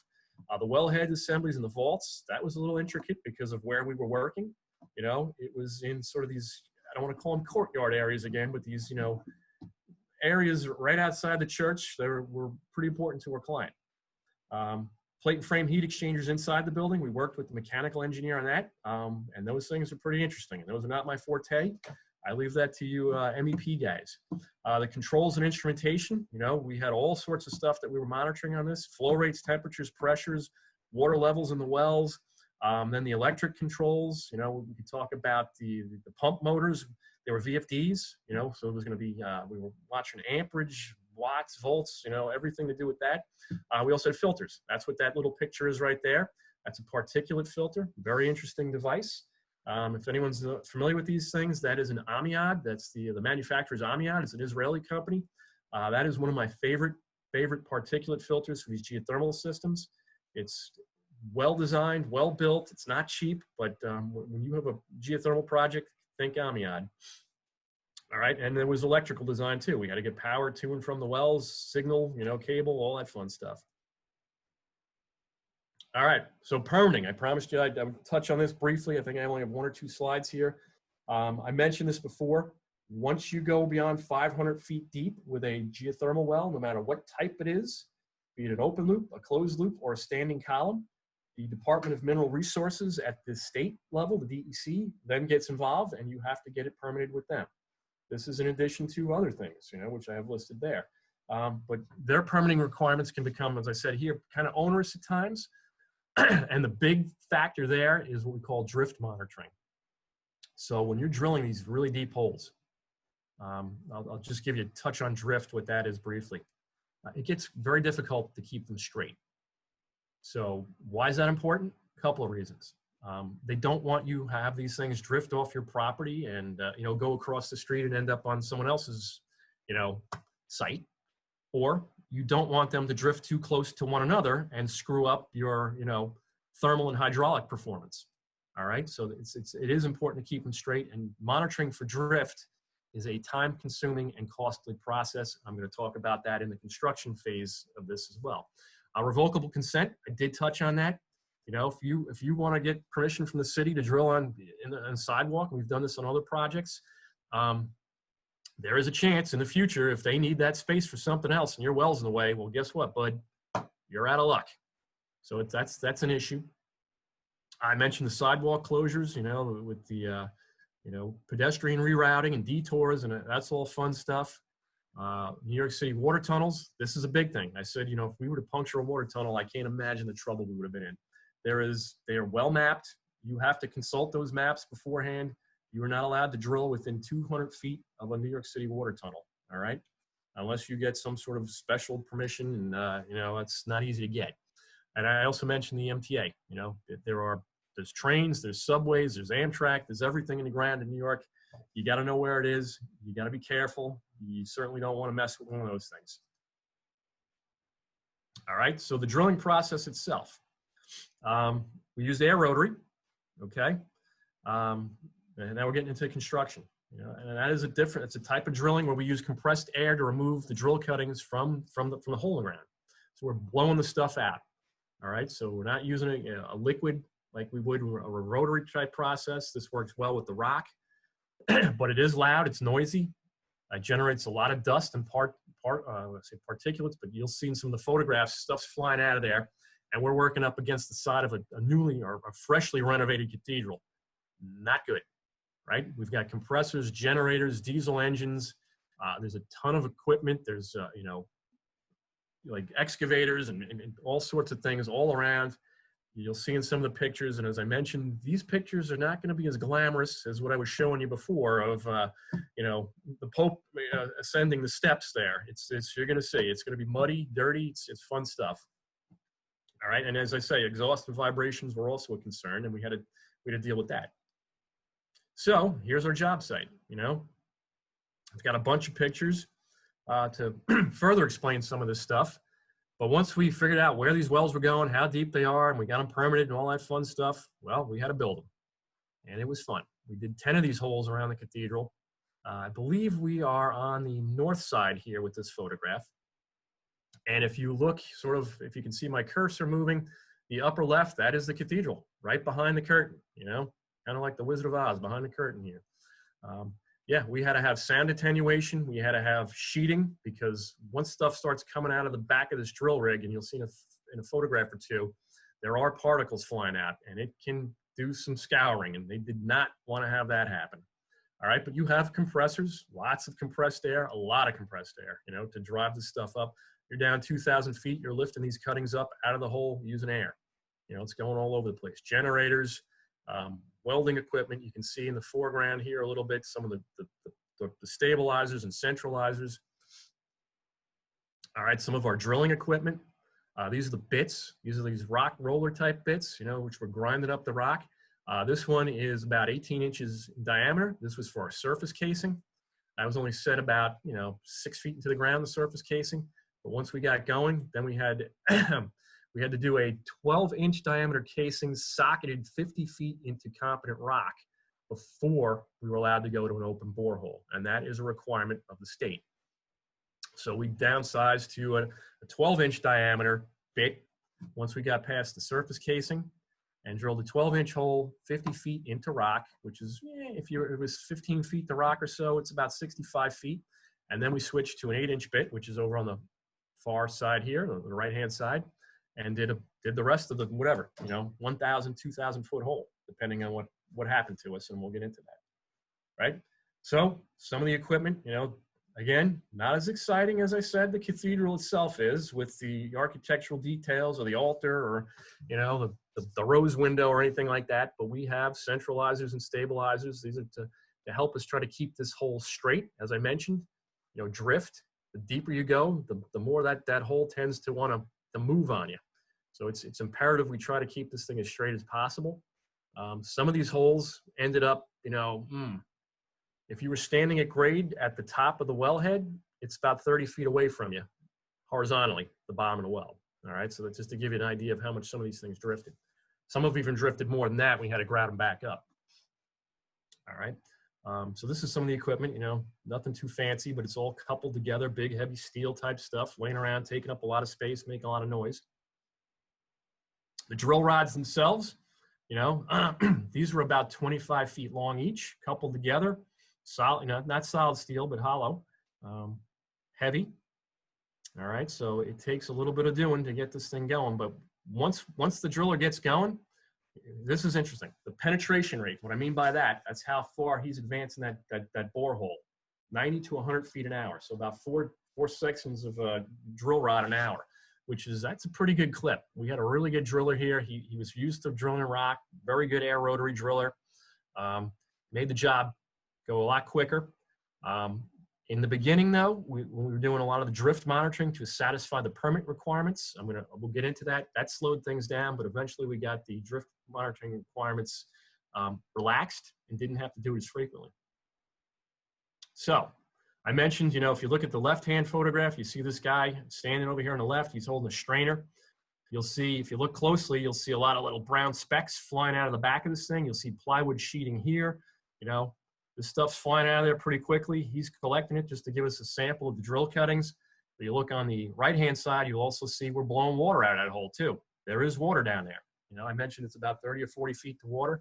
And once that air doesn't care what's in the way, it's lifting it up out of that hole. So we were making a bit of a mess.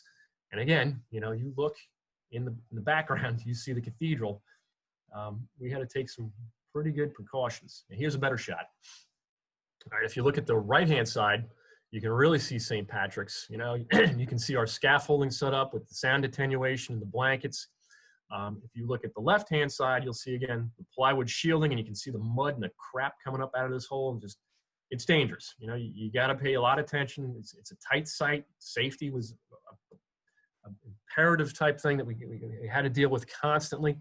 You know, it's not something you can take lightly. You've got to be on your toes, and you got to know what you're doing. Fortunately, we had a good crew. We had a good construction manager. Safety was never an issue, and it was always on everyone's mind, you know. Here's one of my field guys' sketches, just to give you an idea what the assembly looks like, because I can't get a photo of it. It's all in the ground. But if you start at the bottom, you look at that drill bit, that's about 7 feet long. We probably then had about 3 sections of stabilizers. We then had, you know, 2 22-foot sections of these models. Those are, again, for the drift monitoring data, which we'll get into. And then we had the drill rods, right? So if you look at the hole over here on the far right, we start at the top. Surface casing was down to about 6 feet, right? And then we get into rock, right? We need to do about 50-odd feet. If it was, say, 15 feet to rock, we had to go 50 feet into the rock with competent rock with the casing. That put us down 65 feet. And after 65 feet below grade, we then went, you know, somewhere in the neighborhood of 2,000 feet, roughly. You know, for some of the wells are more shallow. It was an open rock hole. All right, so I just included this because it was a nice sketch that my guy put together, guy or gal, I forgot, but they put it together, and it really represented, you know, what was going on in the ground, and it's tough to get a photograph of that. Okay, drift, what is it? You know, as I said, it's tough to keep it straight or a plumb hole. You know, the drill bit wants to follow the path of least resistance in the rock. And as I mentioned, there's fractures, there's foliations, there's dips. The rock fabric can change, you know. So that bit is going to want to sort of, you know, it's corkscrewed on us. It rolls around. It's going to move. And once it starts to find a path of least resistance, it generally takes it. So once this starts happening, it can be very difficult to correct, if not impossible. All right. And as I mentioned, the deeper it gets, the more pronounced it can get. So when we have these 2,200-foot deep holes, you know, you can see drift, as I mentioned, in some of them 30, 40, 50 feet away. Now, my holes are 50 feet on center, so I really want to avoid that, you know. And 50 feet, if I go over the property line, you know, and we have methods to tell where we are with gyroscopic deviation tools, which I'll show you some pictures of those. You know, the state kind of looks down upon us because we had one well that got away from us on the north side, and it was on 51st Street. And I believe it ended up going across the street, under the building across the street, which turned out to be a bank. And nobody thought that was a laughing matter. So what we had to do was grout that hole back up, and we lost a lot of hole in that one, but it was still a usable well. All right. Permit conditions. I said, why is this important? You know, you don't want these wells getting too close together, and you don't really want them going off your property.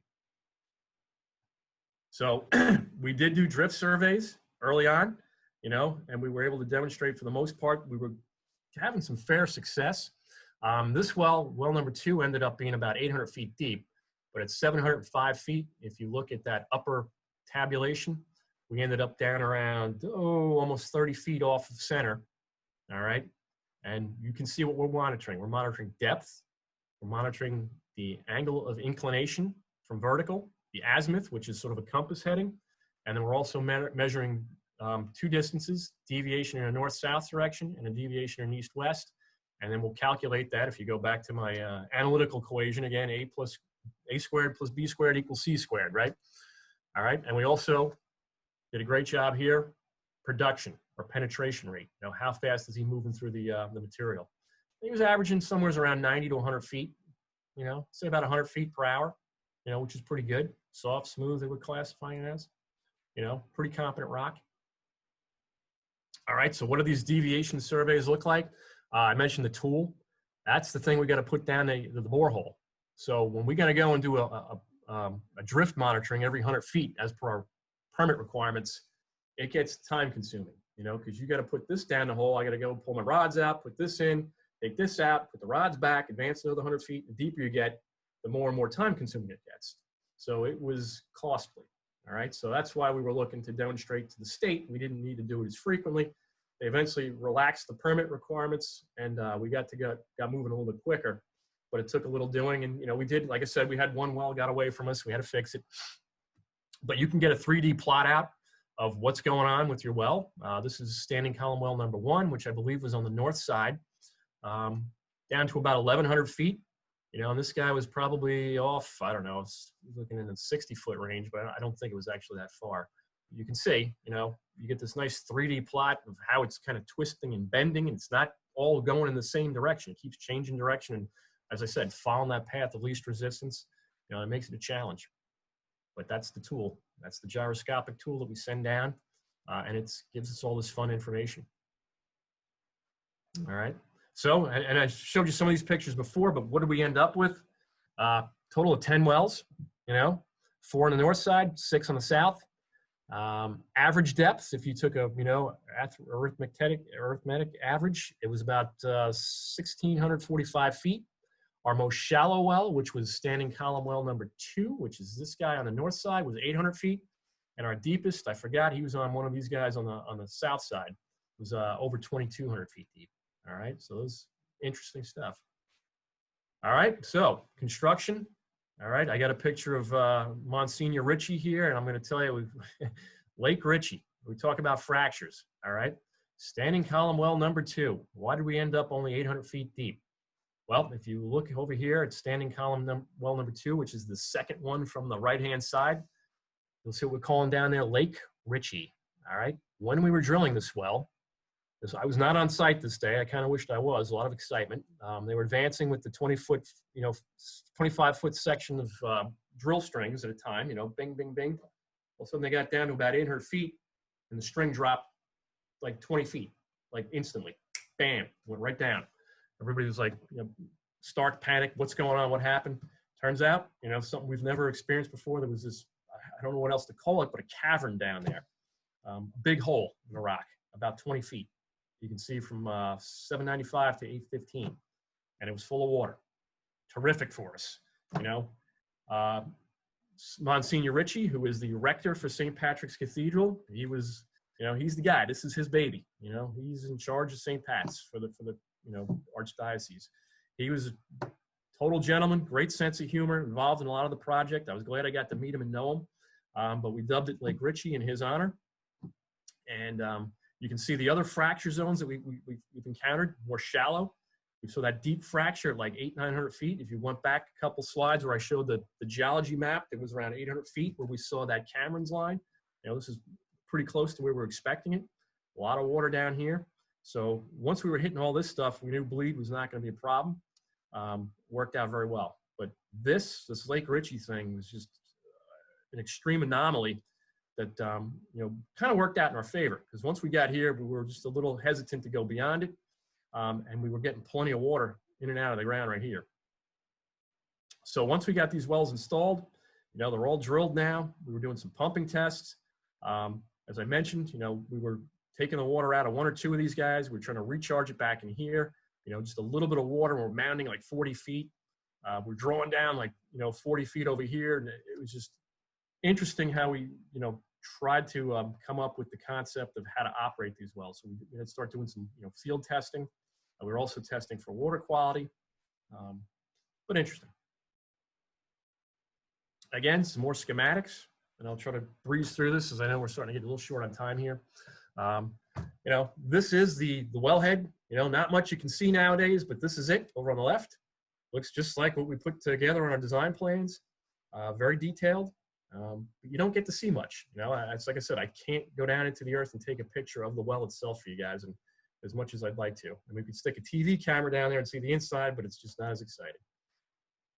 All right, again, mechanical room. We're going to get into some of this. And again, I have nothing but respect for my mechanical engineering friends. These are PW Grosser design drawings. This is all the piping associated with the geothermal system. Or the ground couple side. We designed all this stuff. There's my Amiad filter again. I love them so much. I put the picture in twice. These little heat exchangers. If you look at the photo on the right, you'll see these little blue boxes, like oversized shoe boxes.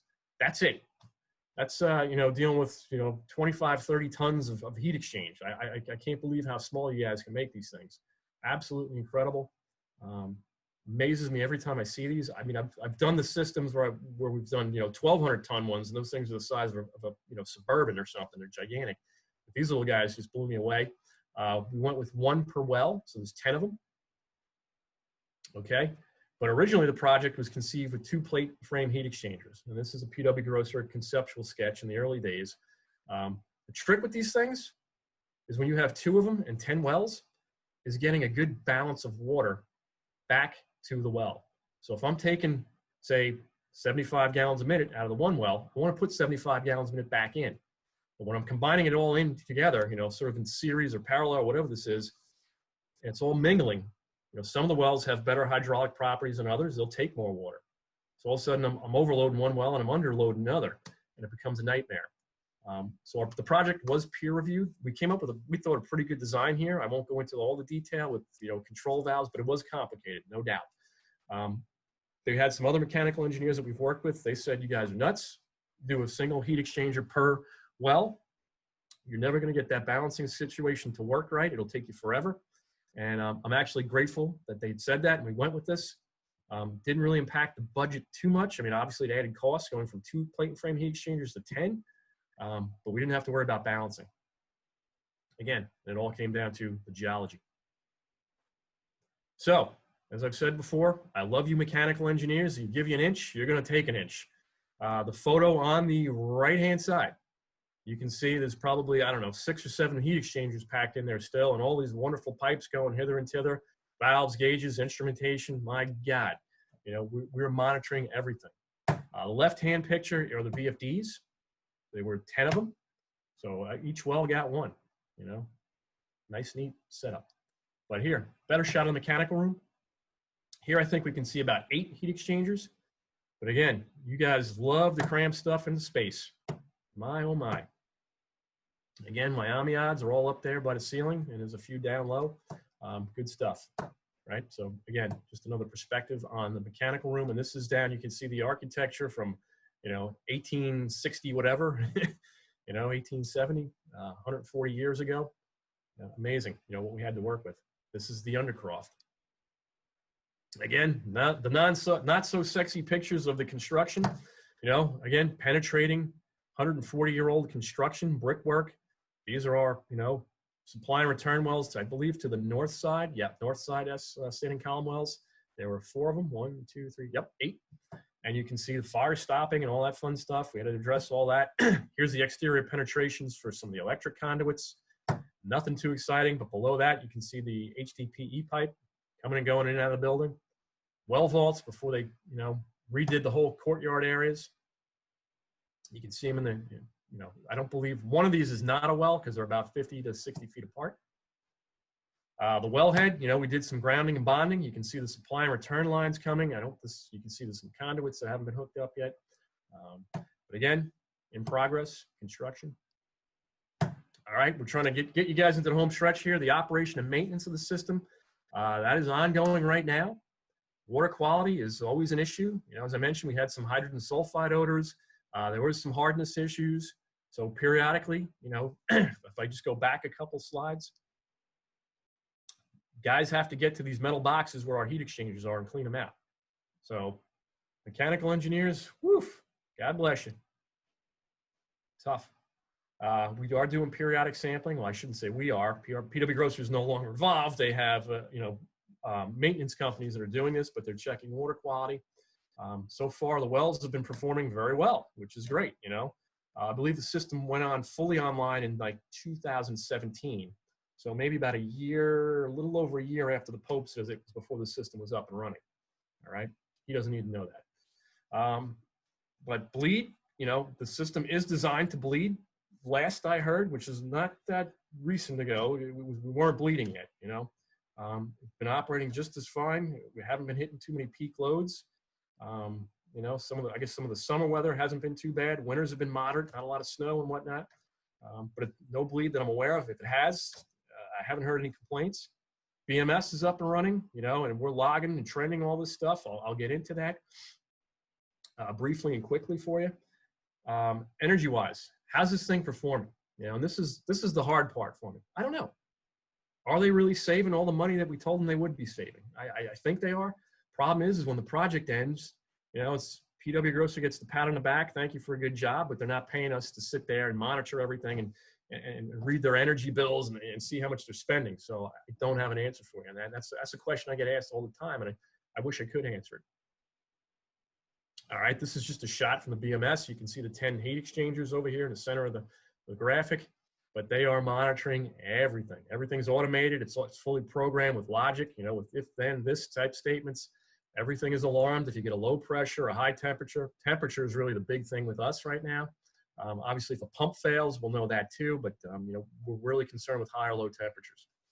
All right, and there are, you know, notifications. So nobody's sitting here watching a screen all day, but there are, you know, you'll get an email or a text or a phone call. This is some of the trending. You know, it started back in January-ish, February-ish of 2017. You know, temperatures. This is, I think, a year's worth of data. Yeah, for heat exchanger number 1. Similar, you know, and now we've got more. This is a month's worth of data. And this looks like December of 2017. For heat exchanger number 1, we've got temperature, pressure, flow. So we've got a couple more variables. We've got supply and return temperatures, pretty constant. I believe the green is flow. You know, it's on a VFD, so it's only operating at about, you know, 40 plus GPM when it's, I think it was designed to ultimately around 75 to 100 GPM. All right, so it's a low flow. Pressure, pretty steady. We don't want to see a buildup, but you can see it starting to build a little bit over the month. So it might be telling you, you know, stuff's starting to accumulate in a heat exchanger. Like I talked about the hardness. Oh, and then we'll finally get into some recognition. You know, that was it on the operation and maintenance.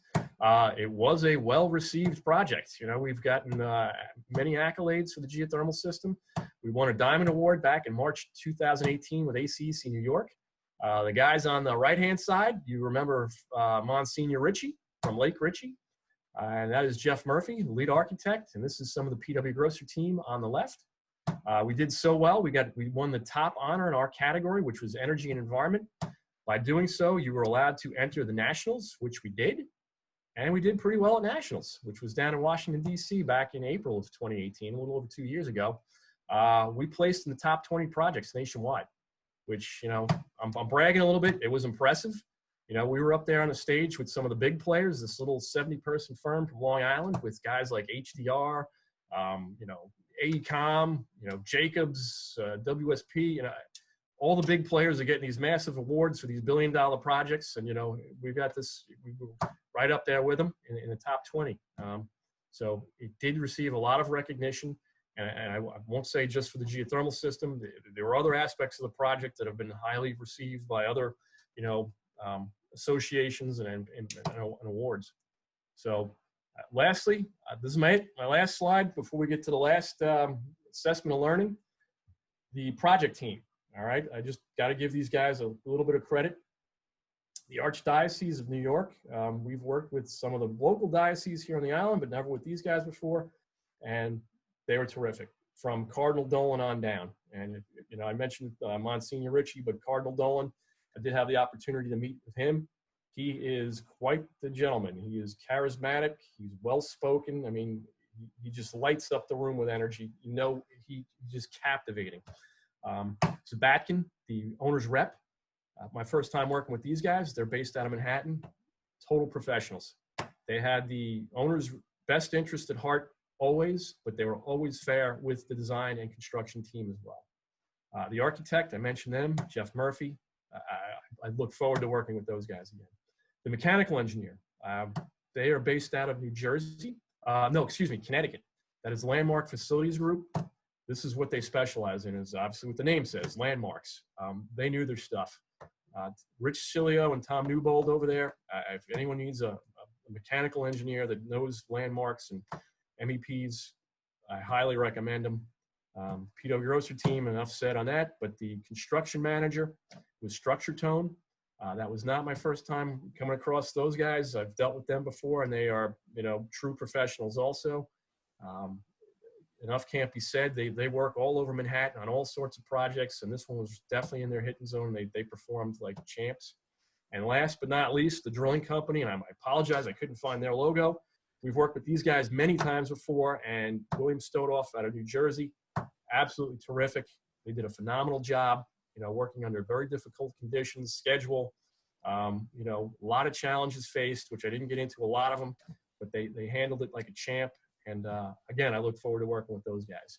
And I think that should be it out of me. Yes, there it is. We will end with a much better looking picture than the back end of a drill rig for you guys. The finished cathedral, the Fifth Avenue side, the front of it, that rose window up there towards the top, that big 26-foot diameter thing, the spires, you know, the classic St. Pat's. That's all I got, Laura.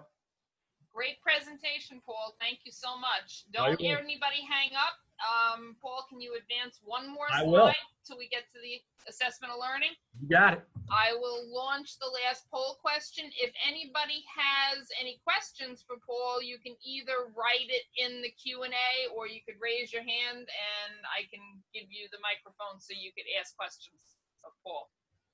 Or if you want to type it in the Q&A, we can just read the questions aloud and then Paul can answer.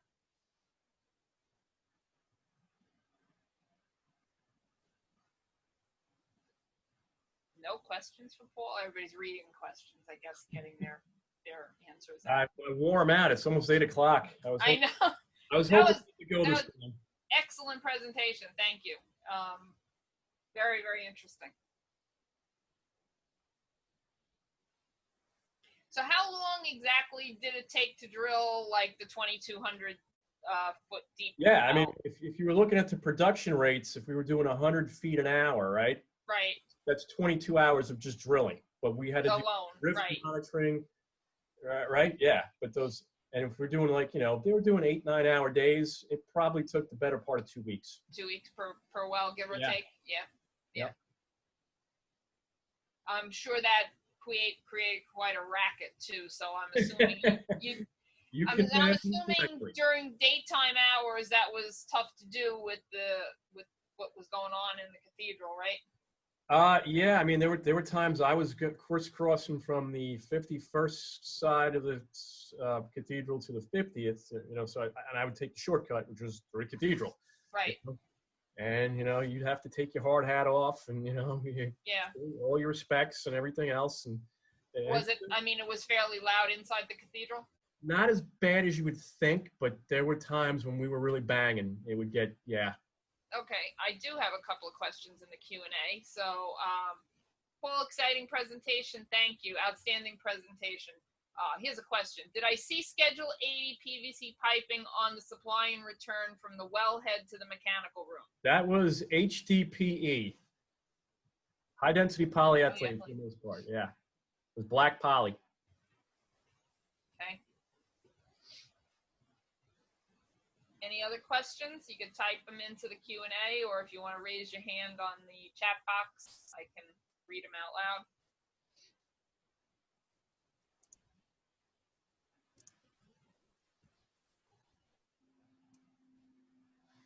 No other questions. Wow.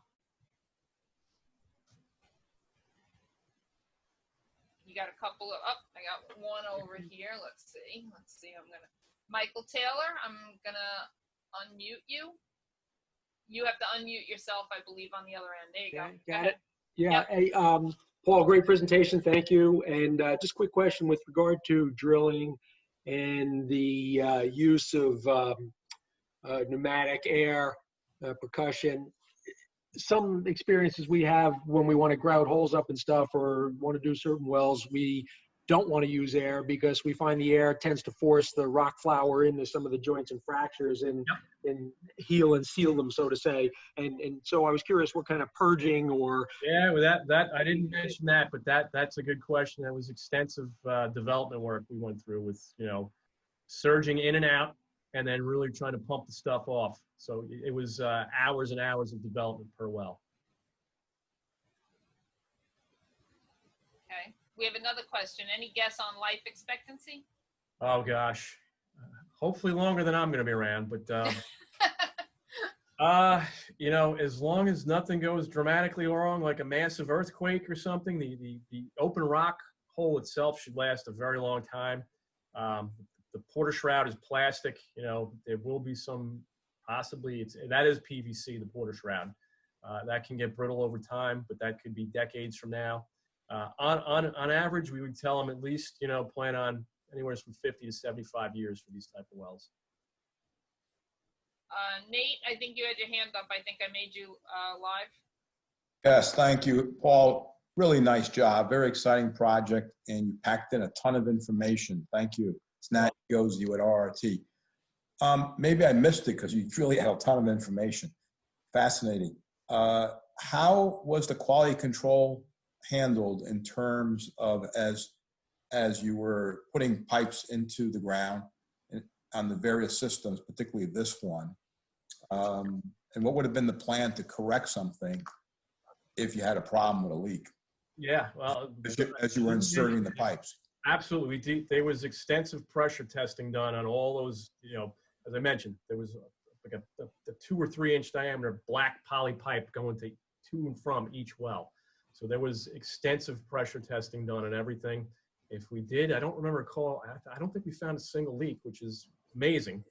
But if they were, things would have to be dug up and replaced essentially. There's really not much we can do. So on a closed loop system, if you had a vertical well set up like that, what would be the approach for quality control in terms of inserting the pipes and having them come back? So with a closed loop system, and I don't know if I'm going to answer your question, but we do similar type stuff. It's all pressure testing. We try not to bury everything before we're done testing, which sometimes is not easy based on the site. So it is accessible, it is visible. And if we can find a leak, but there are sometimes we can't find a leak, especially if you have a vertical closed loop and the thing's down 500 feet, you may have to abandon that borehole and drill a new hole. I see. Thank you. Yep. Another typed question. Any issues dealing with adjacent older foundations, and did you find any odd things in the ground? No, we didn't run into any other foundations or anything like that. Especially once we got into the rock, which I said the rock was between 6 and 15 feet below the surface, like sidewalk level. Nothing. The only interesting thing we found is like what I mentioned, what I called that cavern, that Lake Ritchie, and I kind of wished I was there that day, which I wasn't. When the drill string just sank in instantly, and we did come up with some real interesting odors on occasion, like some real strong hydrogen sulfide smells. But the only other thing I mentioned was there was a lot of garnet flecks in the schist. That was pretty cool. Okay. Anybody else have any other questions? It looks like we've got most of our people answered the polling questions, so I'm going to end that poll. Thank you, everybody. Anything you want to say in closing, Paul? No, I mean, I appreciate you guys giving me the opportunity to share this project with you. I hope you all got something out of it. And, if you haven't been to the Cathedral, again, even if you're not a religious person, you don't have to do it for that. Go and see it. It is absolutely fantastic what they did, truly. Okay, great. Now's not the time to do it with New York City. Yeah, exactly. Exactly. Restrictions are lifted and you can get in there safely. But 5 million visitors a year, incredible. Yep. All right. Well, thank you very much. I appreciate it. I appreciate everybody logging in for the presentation. This was our June workshop. No, we're just going to be working on the next ones for July and August. So hopefully we will have something coming up. Like I said, give me a day to get the certificates printed and emailed out to everybody. So if you don't see it in a day or so, just give me a shout and I'll make sure you get a copy of it. And if anybody had any issues with the platform, with the Zoom platform, let me know that too so that we can try and correct it for the next time. Okay. Thank you, everybody. All right. Thank you. Take care. Bye.